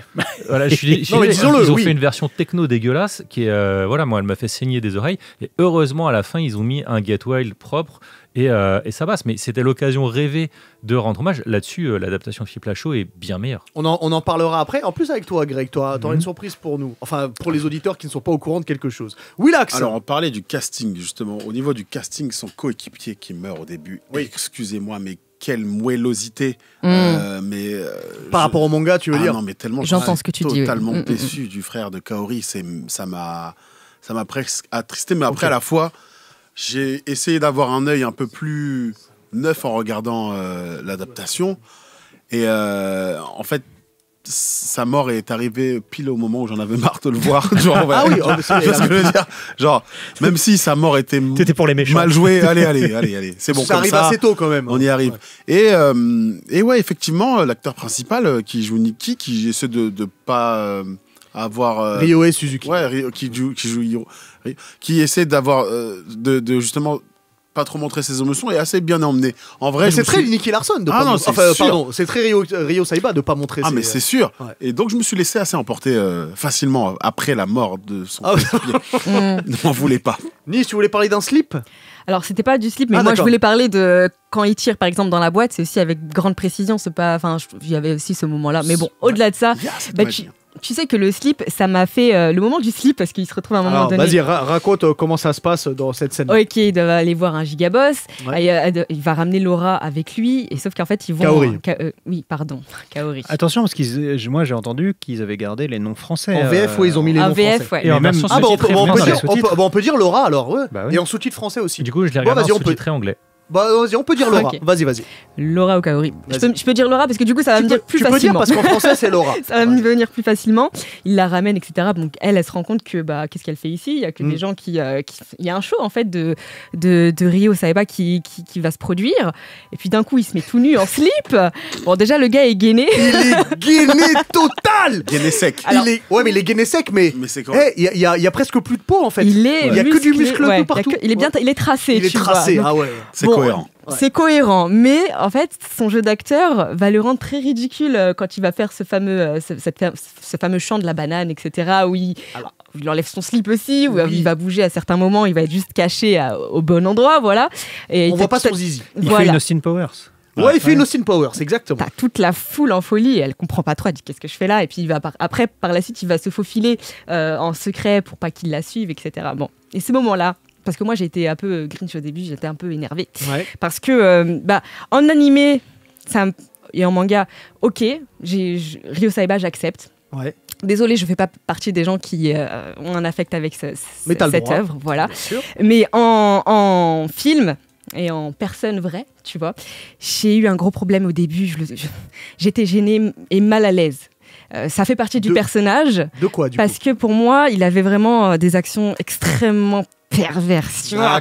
Et en fait, le moment qui m'a le plus mis mal à l'aise, c'est les lunettes. Non, c'est le moment où il lui montre la cosplayeuse sur le téléphone parce que, en fait, c'est tellement actuel. On est en 2024, hein, c'est une œuvre des années 80-90, ce que je constate totalement, mais ça m'a tellement remis dans mon époque, tu vois, au jour d'aujourd'hui, que ça m'a mis mal à l'aise par rapport à ce personnage et de le voir en vrai homme, tu vois, en vraie personne. C'est en tant que femme, pardon, mais c'est comme mon avis subjectif. On peut rappeler la scène. Vas-y. Il est en voiture avec son fameux collègue qu'on avait pressé de voir mourir. Et il lui parle. Toi, t'étais pressé de le voir. Enfin, que je dis peut-être que des auditeurs sont d'accord avec moi. C'est vrai. Et ils sont en train de regarder la cosplayeuse, celle qui poursuivent en fait, celle qui a justement qui est recherchée dans l'enquête. Et en fait, ils se rendent compte qu'elle fait du cosplay en la voyant décolletée. Un peu sexy, voilà. Et il montre à son collègue, waouh, elle est sexy. Et sa réaction, elle est un peu malaisante. Elle est jeune. Elle est très jeune. C'est vrai que ça, c'est un côté un peu flottant. C'est une chose. Attends, j'ai juste pas fini. Vas-y. J'ai juste pas fini. Et puis, à côté, on va te montrer un personnage un peu sombre, un peu badass, tu vois. Et sur le moment, j'ai ressenti comme si on romantisait. Peut-être que je vais loin pour vous, mais ça a été mon ressenti, romantiser le gars un peu pervers, tu vois. Bon, voilà.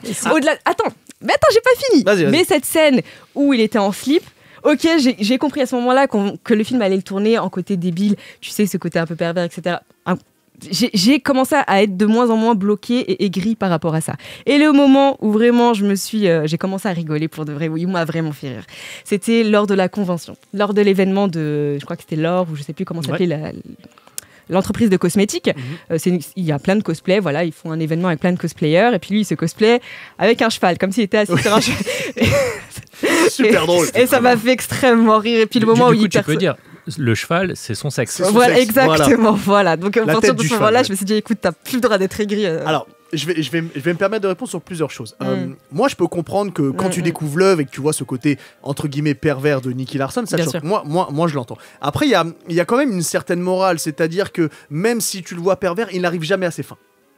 Oui. Ça c'est quand même un truc. C'est vrai que c'est une question que tu peux poser en tant que spectatrice. Le fait que dès qu'il fait un truc pervers, il se fait tout le temps casser la gueule. Direct. Ouais, c'est tourné en fait au débile un peu. Est-ce que ça rattrape pas le truc ? Je sais pas, parce que je suis pas une femme, je me fais pas harceler et tout, mais c'est justement ça qu'il y a par la suite assez rapidement dans le film, parce que c'est la scène du show avec son slip et la scène du cosplay avec le cheval, et puis le moment aussi il va repérer plus pervers que lui des jeunes qui vont aller prendre en photo les dessous des cosplayeuses, voilà. Et il les empêche. Il les empêche de faire ça. Ouais. Voilà, c'est un peu justement, j'ai compris un peu plus j'ai accepté davantage que l'humain, voilà, et ce rôle de Ryo Saiba.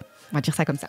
Moi, là où je trouve qu'on a atteint le paroxysme et l'essence même de City Hunter dans ce film-là, c'est un peu après le moment du slip. En fait, il va... Le moment du slip est important, Greg, tu verras. Il le joue extrêmement bien. Il est fabuleux. Franchement, c'est clair. Et en fait, juste après, tu le vois se rhabiller, il a son impair, son haut et tout, et il va dans un endroit où il y a plein de Yakuza. Donc il va et il tabasse tous les Yakuza. Et il y a le chef des Yakuza qui arrive, il va dire mais vous êtes pas là, c'est City Hunter, enfin c'est Ryo Saiba, blablabla, le faites pas ça. Et en fait, il a une discussion avec le chef des Yakuza, super sérieux et tout, il parle, et quand ils finissent, mais super sérieux, ils finissent de parler, après le chef des Yakuza, il fait... Par contre, tu pourrais remettre ton pantalon maintenant. En fait, la caméra se recule et tu vois, il est toujours en slip. C'est un moment tellement solennel et puis d'un coup, Et c'est totalement du Ryo Saiba, c'est-à-dire que c'est une personne qui, en une fraction de seconde, peu importe dans quel état il était, il peut devenir tout de suite sérieux. Tu vois. Et je trouve que c'est super bien fait. Tu parlais du dosé. Moment... C'est super bien dosé. Tu parlais tout à l'heure, Valentin, que il sort son arme très peu au final. Mais en vrai, est-ce qu'il en a besoin tout le temps de son arme ? Parce qu'il arrive avec son charisme et même juste avec ses poings à souvent tabasser les gens et arriver à ses fins. Donc je trouve que c'est plutôt bien fait ça. Sur le moment du cosplay à Odaiba, sans spoiler, il aurait dû se servir de son flingue. Il aurait réglé la scène en 5 secondes. Bon, il aurait tué la scène du coup, mais ça aurait été réglé. Après, pour revenir sur le caractère de Ryo Saiba, c'est expliqué plus dans le manga de sa perversité, ou en tout cas c'est rattrapé dans le lore à la suite, est expliqué par son passé et par le fait que c'est un... On l'a pas encore ça, ouais. C'est un enfant détruit, donc... Ça ils l'ont pas encore mis. Ce sera dans le Angel Dust. Il y a une chose, pour tous les fans du manga, parce que c'est pas non plus dans l'animé, il y a une chose, c'est que Ryo Saiba a un pouvoir entre guillemets secret, c'est-à-dire que ce qui l'aide à réussir ses missions, c'est son mokole, c'est son érection. Oui. Il est tout le temps en érection pour ses missions. C'est pas possible de le retranscrire à l'écran. C'est aucun, même en animé, même version japonaise, ils le mettent pas ça. Mais il y a des allusions verbales à ses érections qui sont plutôt bien parsemées, et moi je vous le dis, je trouve qu'on est sur un bon live action, un bon film. Je dirais pas que c'est une totale réussite, mais ouais, j'ai passé un super moment. C'est bien filmé, il y a 2-3 très bonnes idées de mise en scène, il y a pour moi un problème sur certains combats qui sont un peu redondants dans leur... Alors le côté Matrix est un peu embêtant. Et puis dès qu'ils sont, que ce soit avec son comparse au début, l'ancien inspecteur Makimura, dès qu'ils sont à 2 contre 10, ils vont se mettre au milieu d'un cercle. C'est jamais comme ça que tu te bats quand tu es dans une bataille de groupe. C'était un peu à l'ancienne. C'était pour donner le côté à l'ancienne, genre t'es au milieu d'un cercle et après il y a la caméra qui tourne autour. Ouais, je vois. Peut-être il y avait Fianso. Waouh, rentre dans le cercle. Hop, rentre dans le cercle. I love it. Faire une nouvelle comme ça. Peut-être qu'on peut, puisque je sais que tu ne l'as pas vu, mon cher Greg, mais, sauf si vous avez un truc à rajouter sur City Hunter. Attends, je te fais la transition. Tu as dit, il y a une chose, on peut parler du coup de Philippe Lachose. Oh là là, c'est fabuleux. Je peux pas rebondir sur ça. Oh, titre. Alors, parce que Philippe Lachaud avait réalisé un très très bon live action, qui était du coup axé sur Nicky Larson, qui est une version un petit peu différente de Ryo Saiba. Mais ce film-là, mon cher Greg, oui. Mais toi, tu as travaillé dessus. Très modestement. Oui, c'est comme pour Pokémon. Non, j'ai beaucoup. Enfin, non, j'ai filé un coup de main sur la fin du film. Alors comment s'est passée la rencontre? Très bien. En fait, j'ai été très agréablement surpris parce que je le connaissais absolument pas. Quand j'ai rencontré, en fait, voilà, je vous explique parce que sinon je vais raconter l'histoire à l'envers. Mais en gros, j'avais été missionné. Parce que, en gros, Tsukasa Ojo et sa femme venaient en France pour valider le final cut du film. Et ça correspondait à la Comic-Con de Paris. En 2018 ou 2019, je crois. Et donc, à cette occasion, il vient valider le cut.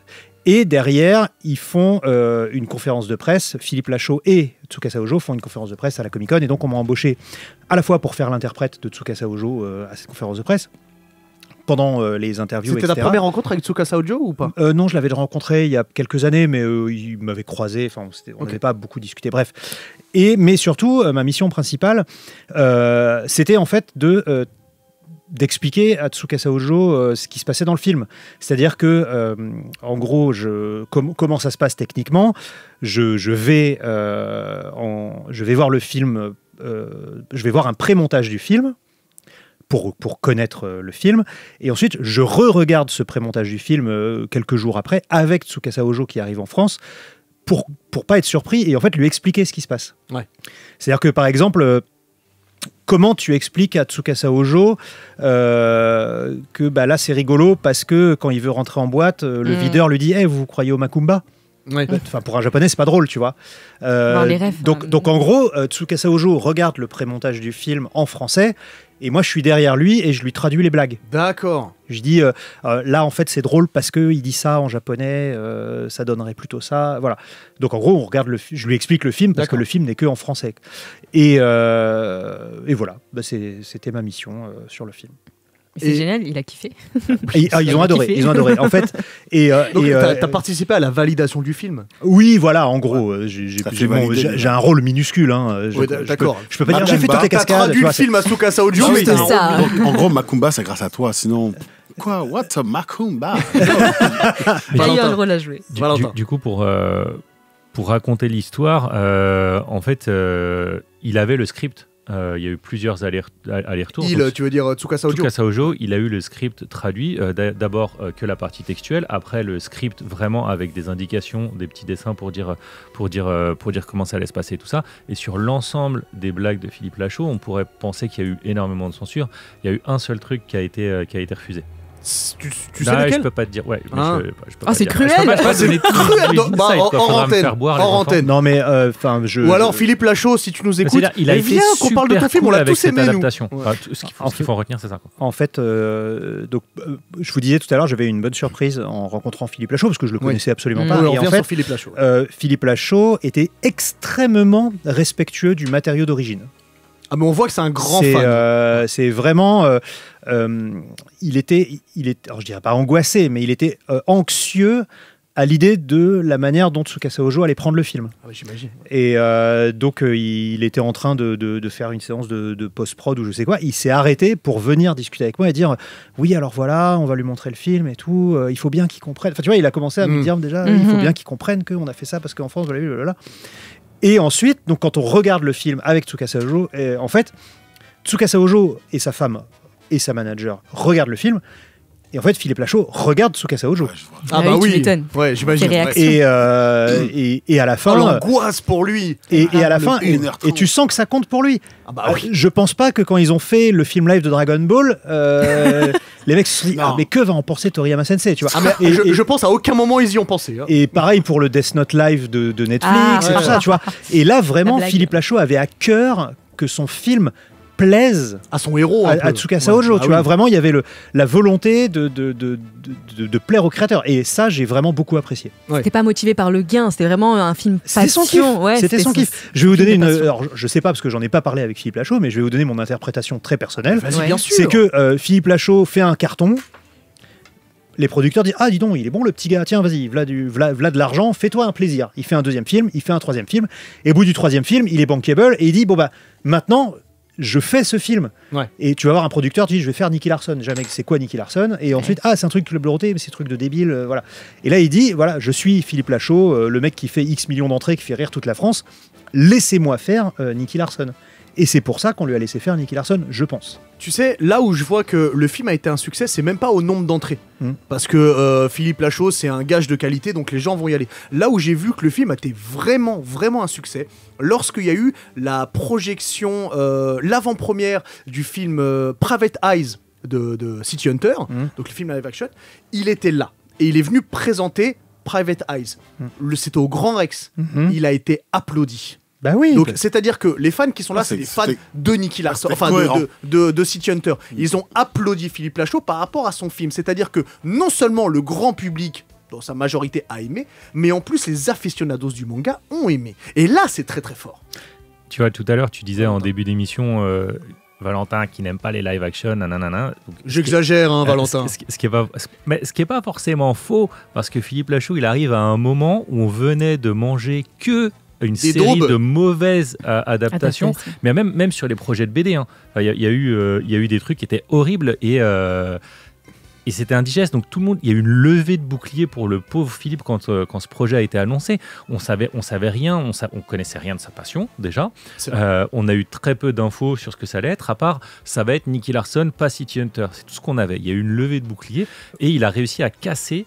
Ouais, et puis il faut savoir aussi un truc, c'est que Philippe Lachaud, comment dire, il a une image plutôt négative auprès non, laisse-moi finir ma phrase. Ah oui.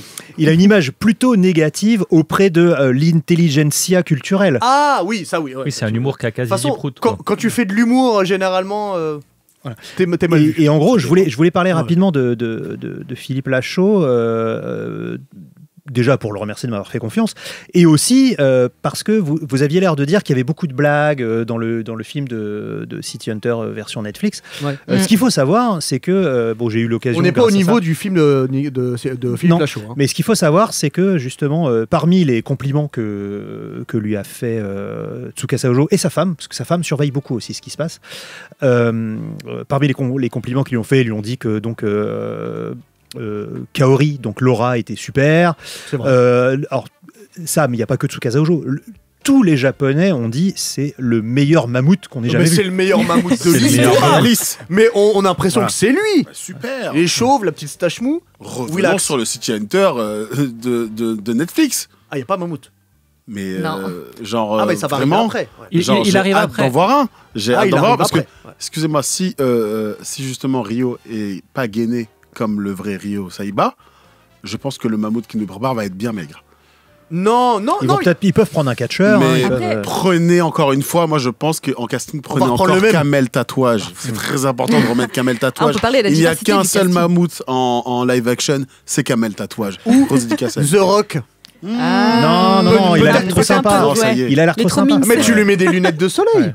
Et bref, tout ça pour dire que ce que Tsukasa Ojo a dit, c'est que donc voilà, Mammouth c'est super, etc. Mais ce que j'ai vraiment apprécié avec votre adaptation, il lui a dit ça, ce que j'apprécie. C'est le zizi de Jarry. C'est que vous avez compris la vraie essence de City Hunter.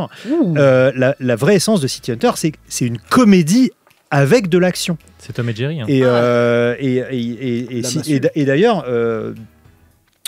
Tsukasa Ojo, lors de la publication de City Hunter, se sépare rapidement de son premier Tanto, son premier éditeur, qui voulait le faire aller plus dans le dark. Au début, c'est très sombre. Tu vois, genre tire à travers ta main, machin et tout. Et il dit, mais non, mais moi, je veux de la gaudriole, quoi.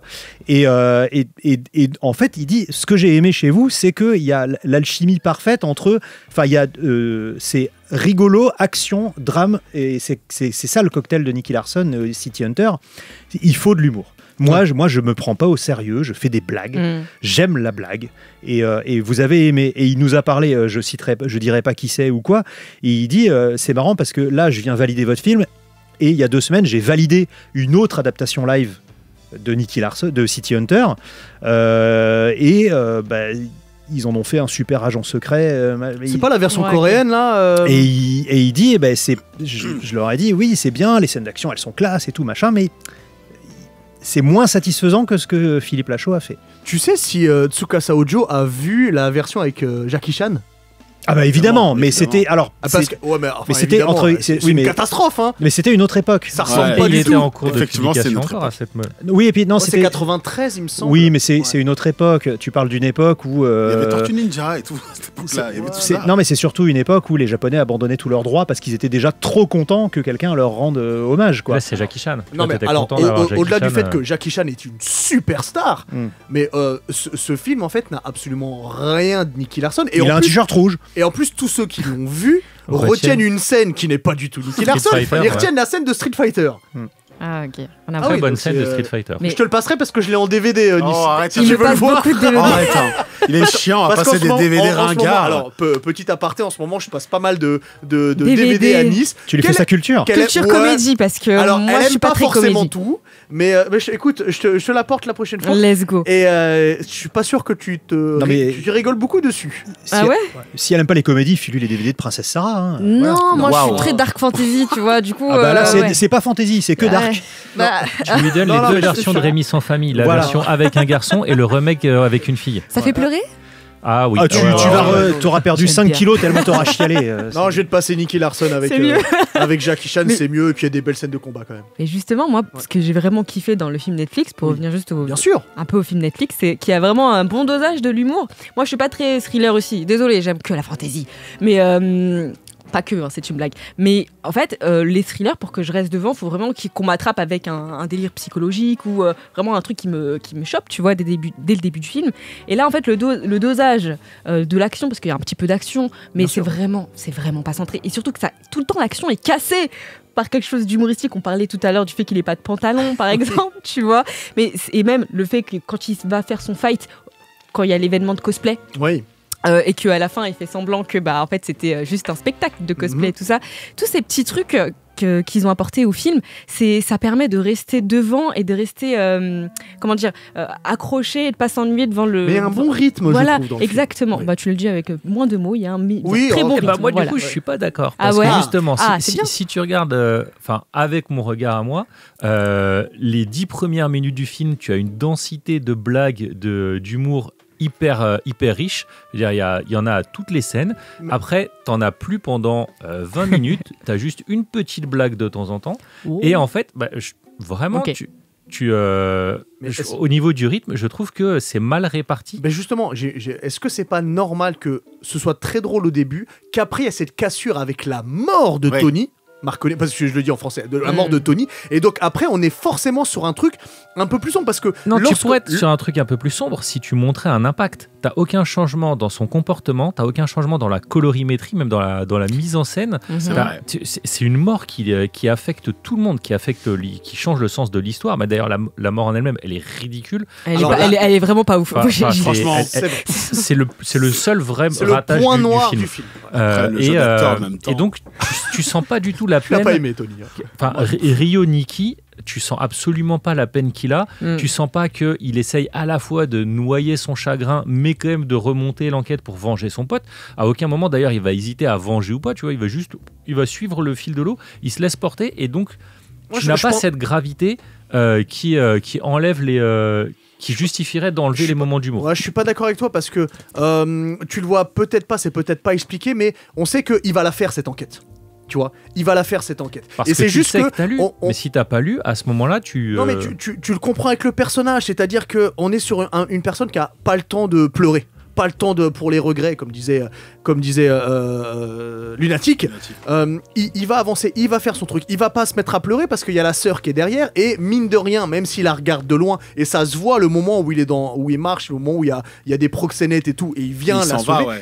Il vient la sauver quand même. Raison de plus pour pas diminuer les aspects comiques parce que le ressort comique est un moyen de lui-même de dédramatiser et d'enlever l'inquiétude que peuvent ressentir les autres. Là où c'est très bien dosé, c'est dans la scène du cosplay. Là, c'est bien. Là, il y a un bon équilibre. Mais sur l'ensemble du film, je trouve que c'est déséquilibré. Je te trouve un peu dur. Oh, la scène du Berit, moi, ça m'a fait rire. Enfin, j'aime bien cette scène. Je te trouve un peu dur. J'ai une question pour toi, mon cher Greg. Dans le manga, il y a un truc spécial, j'en ai parlé de son érection. Est-ce que tu penses qu'au final, un jour, ce sera possible de le faire en adaptation live-action avec tous les éléments du manga, dont l'érection permanente de Nikki. Alors, tu veux dire techniquement ou socialement techniquement, c'est possible, il suffit de mettre un truc, ça laisse partir. Non, socialement. En fait, c'est très compliqué. Pardon. Non, mais c'est juste que la question est complètement dingue. Hein. En fait, je me permets de dire ça parce que en fait, c'est un élément essentiel de Nicky Larson. Sans son érection, il n'arrive plus à faire les enquêtes. Il y a juste un moment où il déprime dans un arc parce qu'il est chimiquement castré. Mais en fait, en vrai, il y a plein de moments où il fait des enquêtes sans ça, où il est même très preux, très chevalier dans son approche. C'est juste que l'érection permet des gags visuels dans le manga, notamment quand il se fait enfoncer la tête sur sa propre érection après un coup de massue et qu'il a un trou dans la tête. Voilà, ou quand il est coincé dans les portes du métro et qu'il doit suivre le métro. Ouais. T'as des fois où il est allongé sur le ventre et de par son érection, en fait, il tourne, tu vois, comme l'aiguille d'une boussole. Mais pourquoi je pense que en fait, ce sont des problèmes de mœurs de ratification, tout simplement. C'est-à-dire que dès que tu rajoutes une érection, dès que tu rajoutes des blagues de cul, etc., tu passes tout de suite en moins de 12, moins de 16. Enfin, je pense qu'il y a des. En plus, c'est assez. Il est en moins de 16 sur Netflix déjà. Il est en moins de 16 ? Là, il est en moins de 16. Ouais, mais je pense que si tu fais des blagues. Après, il y a un mec en slip. Si tu fais des blagues avec le zizi, je pense que tu passes en moins de 18 au Japon. Ah, c'est sûr. Ouais. C'est possible. Le film est ponctué de blagues sur son zizi. Oui, mais tu le vois pas. Mokori. Non, mais il met la main. C'est un mot, c'est Mokori. Il dit pas explicitement. Entre dire et voir, entre dire je vais te péter la gueule et montrer quelqu'un qui se fait péter la gueule, tu vois, c'est différent. Sinon, la guerre des boutons, ça serait moins de 16, tu vois. Mais comment dire, je pense que dès que visuellement tu introduis l'idée d'un pénis gigantesque qui fait tout un tas de trucs, ça change la ratification. C'est-à-dire que par exemple, un truc tout bête, mais pour passer d'une tranche d'âge à une autre, il faut qu'il y ait c'est un décompte en fait. Il y a tant de gros mots, il y a tant de zizi, il y a tant de machin. Et par exemple, tu vois, pour être PG-13 aux États-Unis, c'est-à-dire pour être interdit aux moins de 13 ans, il faut que, pour ne pas être interdit au moins de 13 ans, tu as le droit à un mot fuck, une fois le mot fuck. Ah ça, et tu changes de catégorie direct. C'est très mignon. Tu peux le dire qu'une seule fois. Wow. Si tu dis plus d'une fois le mot fuck, hop, tu changes de catégorie. Okay. Et donc tu comptes comme ça. Et je pense que le fait de montrer le sexe de Ryo en érection, ça te fait tout de suite rentrer dans une autre à travers les vêtements, je parle pas de le montrer ça te fait tout de suite le rentrer dans une autre catégorie, je pense. Et tu sais, en plus sur Netflix, tu peux faire des filtres. Tu sais, tu regardes, il y a sexe, violence, usage de drogue, manipulation, enfin, il y a plein de trigger warning sur Netflix. J'ai jamais utilisé. Non, bien sûr, mais il y a des gens qui sont plus ou moins sensibles, tu vois, tu peux dire, je veux pas avoir de film où il y a des animaux qui meurent, je veux pas avoir de film où ça parle de sexe, je veux pas avoir de film où il y a du viol ou des choses comme ça, c'est de ouf. Et donc du coup, dès que tu dis, t'es obligé de dire, dans ce film, il y a des sexes en érection. Ok. Et c'est peut-être d'ailleurs une des raisons pour laquelle ils ont changé l'origine et l'usage de l'Angel Dust. Là où à la base c'est juste. On n'en a pas parlé là. C'est une drogue, c'est une drogue, et en fait là. C'est une drogue qui te booste tes capacités humaines. Ils l'ont négocié comme ça, alors qu'à la base c'était une drogue qui te permettait de t'échapper, qui faisait un antidouleur pour que tu te ressentes plus rien, qui te cassait tes émotions. Et donc c'était pour ça que c'était dans le manga une drogue destinée aux soldats et aux personnes désabusées. Et là, pour que ça ne soit pas compris comme une drogue récréative, c'est effectivement une arme. C'est directement une arme. C'est prends ça, tu deviens limite berserk. En fait. Ouais. Tu deviens berserk, et toute l'intrigue, c'est de réussir à contrôler cette drogue pour qu'il y ait les bénéfices avec le moins d'effets secondaires possible. Mais je pense que c'est une des raisons, c'est probablement pour être aujourd'hui ne pas être censuré ou ne pas tomber dans un classement. Tu as un cahier des charges très très lourd dont on n'a pas connaissance en fait. Bien sûr. Oui, parce qu'il y a des investisseurs, évidemment. Il y a les télés aussi qui Comment ça, j'ai mis 20 millions de dollars dans un film qu'on ne peut pas diffuser parce qu'il y a un type qui fait l'hélicobite, ça va pas du tout, tu vois, C'est dommage, ce serait drôle. Je vais peut-être faire une petite parenthèse sur autre chose parce qu'on... c'est quoi une bonne adaptation, non ? Si tu veux qu'on parte sur c'est quoi une bonne adaptation. Non, mais on peut. Je sais pas du tout ce que j'allais dire, mais je trouve que là on est sur une bonne adaptation. En fait, j'allais venir sur l'image qui annonce que la saison 2 est en tournage de One Piece. Oui, et qui recherche en casting. Et qui recherche du casting. Tu parles d'un autre live action. C'est là où ça va être le plus casse-gueule, parce qu'ils ont réussi Il y avait zéro attente. Tout le monde se disait ça va. Non, il y avait énormément d'attentes. Par contre, tout le monde avait peur. Tout le monde se disait ça va être nul. Il y avait vraiment Netflix avait une très mauvaise réputation. Pareil, à cette époque, on se souvenait du catastrophique Death Note. L'horrible Death Note. Il y avait déjà eu le Cowboy Bebop aussi, je crois. Cowboy Bebop, c'est sorti juste avant, je crois. Cowboy Bebop, il était encore pire que le Death Note, parce que là, pour le coup, quelqu'un qui avait... C'était pas bien, moi j'ai refusé de le voir. Il y a quelqu'un qui... Mais sache que Spike n'a pas été respecté. Non, mais le réalisateur a passé son temps à dire « j'adore la licence et tout ». Ouais, excuse-moi, t'en as fait du papier toilette. Bref. Netflix était... Personne croyait à ce que One Piece puisse être une bonne adaptation. Et finalement, ils ont réussi à faire un super produit et une très bonne adaptation. Donc là, c'est le moment le plus casse-gueule, parce que cette fois-ci, ils sont attendus. Faut confirmer. Et en plus, ils arrivent à un moment encore plus difficile à adapter de par les... À la basta. Oui, parce qu'ils font à la basta. Les physiques et ce qui va se passer, ça va coûter encore un pognon de dingue.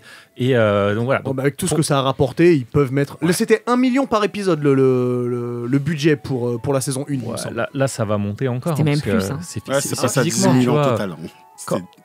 Quand tu vas arriver au moment où tu vas devoir mettre du chopper ou des... Enfin bref, ça va être compliqué. Là, tu penses que ce sera pas une image de synthèse, chopper ?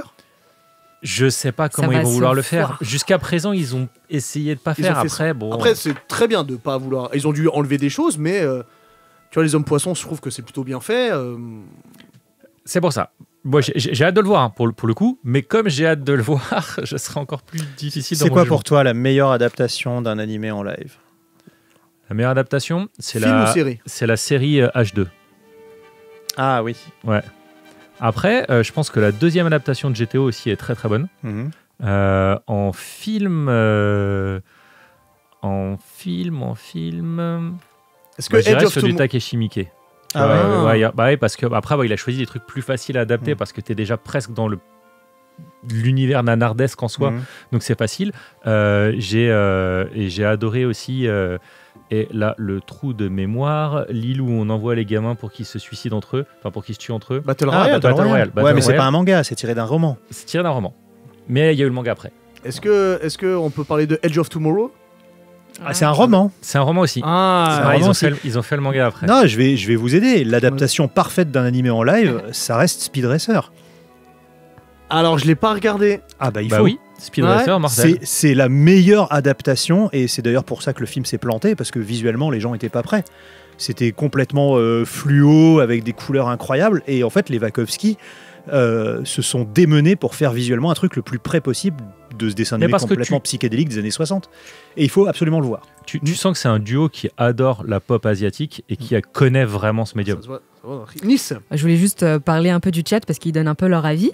On a pas mal de Old Boy. On a aussi les Kenshin qui ont été appréciés. Old Boy, quelle version ? Alors là, j'en ai aucune idée. J'imagine qu'ils parlent de la version coréenne. Je pense aussi. Moi, je voulais parler de Gums, mais bon. Gums, genre. Attends, laisse-la terminer avec le chat. C'est un bon film, mais une mauvaise adaptation. Attendez, non, je voulais juste dire que moi, je trouvais que les Kingdom qui sont actuellement disponibles sur Netflix sont plutôt cool. Voilà. Willax. Ouais, on est d'accord.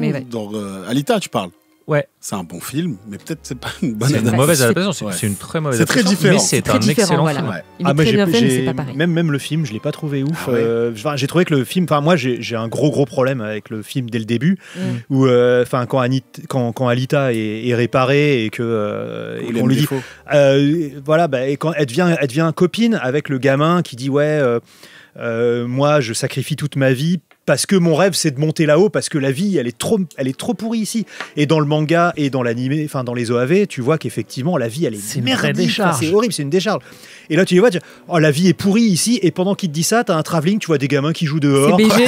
C'est vrai, il l'emmène au café. Il te dit tiens, regarde, mange du chocolat et tout. Enfin, c'est trop lumineux. Alors que dans le manga, c'est vrai que c'est plus hardcore. Les jours où tu manges du caca, c'est une bonne journée, tu vois. Là non, il y a des barres de chocolat, il y a des enfants qui jouent au parc. Enfin, pourquoi t'as envie de monter là-haut en fait, quoi. Ils ont ciblé un peu aussi. Ouais, c'est ça. Moi j'ai senti qu'ils avaient ciblé. Je me rappelle, moi j'en discutais avec un pote à moi au téléphone où il me disait c'était le manga qui m'avait le plus traumatisé, vraiment.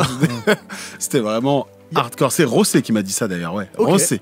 Rossé qui disait que c'était l'un des meilleurs mangas qu'il a vu, qu'il a plus marqué. Mais qu'il a marqué tellement c'était hardcore. Et je lui ai dit, t'as vu Alita? Il m'a dit oui, j'ai vu Alita. Ça n'avait rien à voir, c'était un Disney.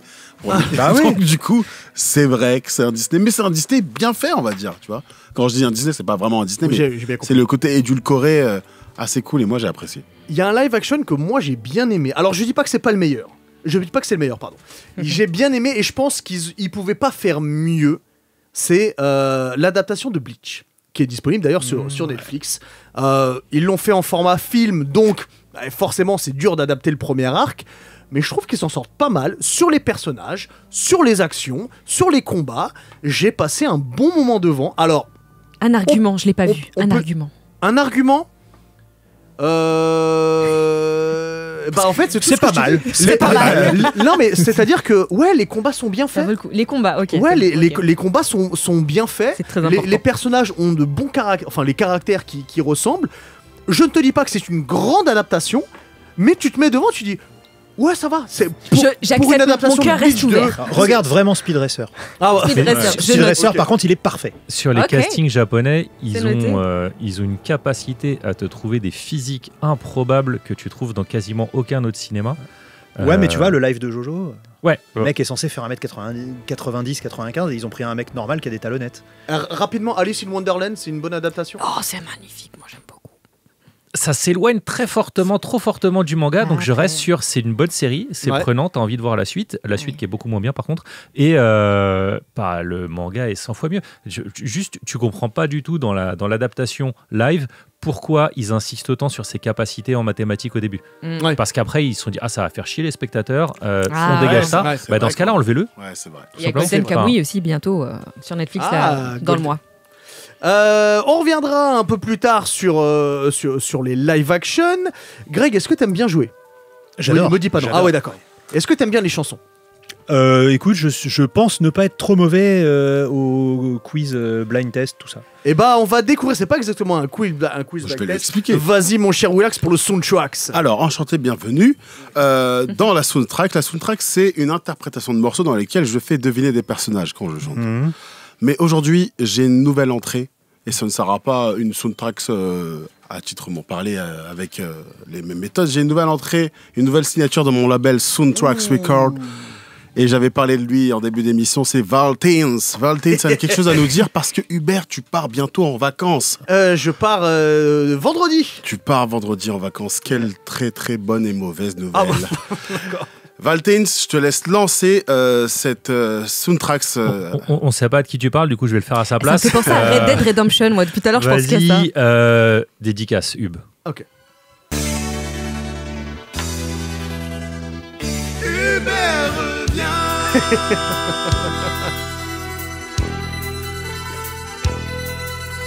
À travers les ondes, l'espace et Twitch, un animateur s'en vient.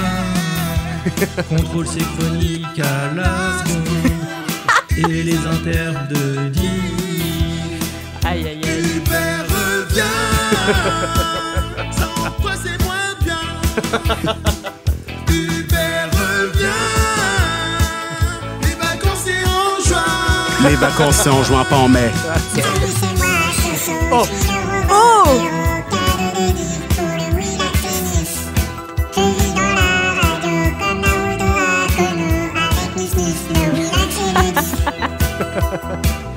Hubert revient. Hubert revient. Oh, ça me touche énormément. Écoute, bonnes vacances Hubert. Et je tiens à dire, il a a fait toutes les voix. Il a fait la voix vrai robot. En voix de lui robot. Qui fait les c'est toi qui as fait Soso, le petit robot? Ouais, c'est lui. C'est ouf. Merci beaucoup. J'essaie de revenir du coup. Les gars, il est incroyable. Très bonne signature. Franchement, tu passes dans le top 3. Tu es le premier. Ah ouais. Sache-le. Variation de voix, t'es en haut. Puissant. Du panier. Tu vas percer. De ouf. Ah ouais. Alors, l'honneur est au grunge et au metal aujourd'hui.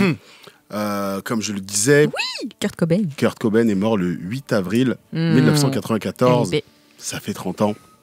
Alors, il est temps de passer à un hommage à lui en interprétant des personnages badass. D'accord. Je vous laisse deviner de qui je parle dans cette version de In Bloom.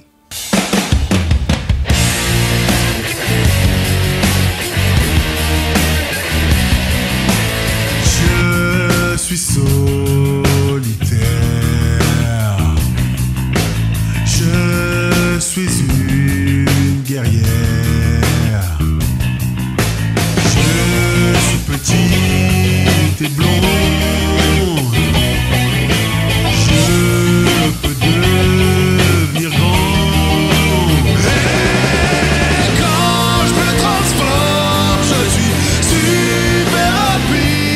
aussi.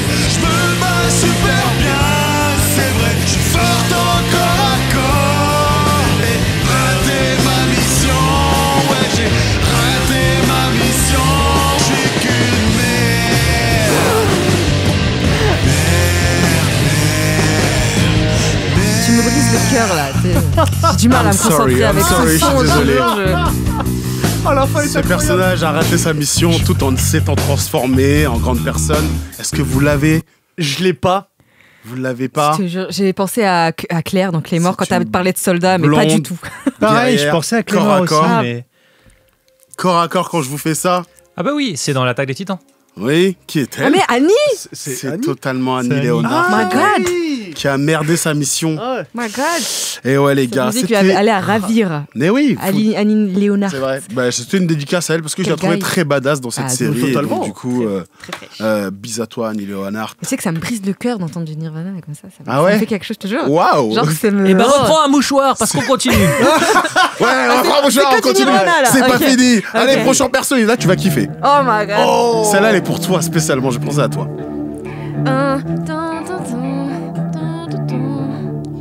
Je suis un guerrier,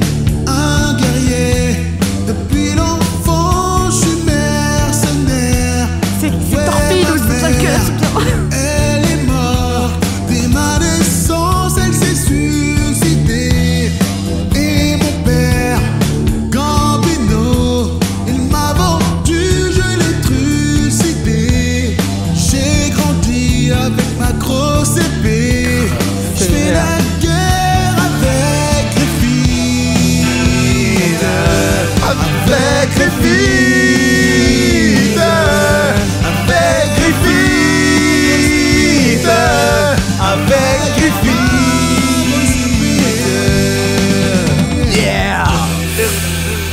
On a envie d'un titre totalement complet. On peut le dire Je tous veux que ensemble, tu je vous ai fasses- vu lever la main. Guts. Guts. C'est Guts. Gus dans Berserk. C'est totalement Gus dans Mais- le My set, guys. les gars. En C'est- plus, c'est Valentin C'est qui l'avait. Valentin qui l'avait. Dès le début. en plus RIP Kentaro Miura. Mais des fois, il fait des c'est 3 pièges. ans, Donc des cette fois, je année l'ai et qu'il finalement, est c'est pas ce décédé. personnage. C'est Mais là, technique les gars, je peux pas tout Bah, mettre dès enfin, le début. je suis un guerrier. Ok, la moitié des shonen. Mais oui, mercenaire Je veux un depuis le album plus jeune âge, Nirvana. Encore une plus qu'un fois, tiers. magnifique. j'adore. Bravo, Qu'est-ce c'est toi que qui t'es fais fort. tout ça Ouais, Ouais. C'est incroyable. j'adore. Il est- T'es mais très ça- très fort au karaoké, non? Je suis encore très fort au karaoké sans mentir, ouais. Et surtout sur In Bloom, sans mentir, ouais, grave de ouf. Très, très. Merci. Bravo. Félicitations, Je suis, vraiment, je suis toujours très fan de toi. C'est sache déjà- que- c'est déjà fini Thank you. Ouais, c'est déjà fini. Je te la donne celle-là. Je te donne cette soundtrack. Je l'ai fait en Tu me pensant. l'envoies T'as déjà Ouais. fait des persos Kurokawa ou pas? Il me semble, hein. Allez, J'ai je veux fait bien que tu me One les Punch envoies. Man. Allez, let's Vas-y, go. balance les On va, MP3. on va, on Let's va go. récupérer sur les autres C'était émissions. Genos.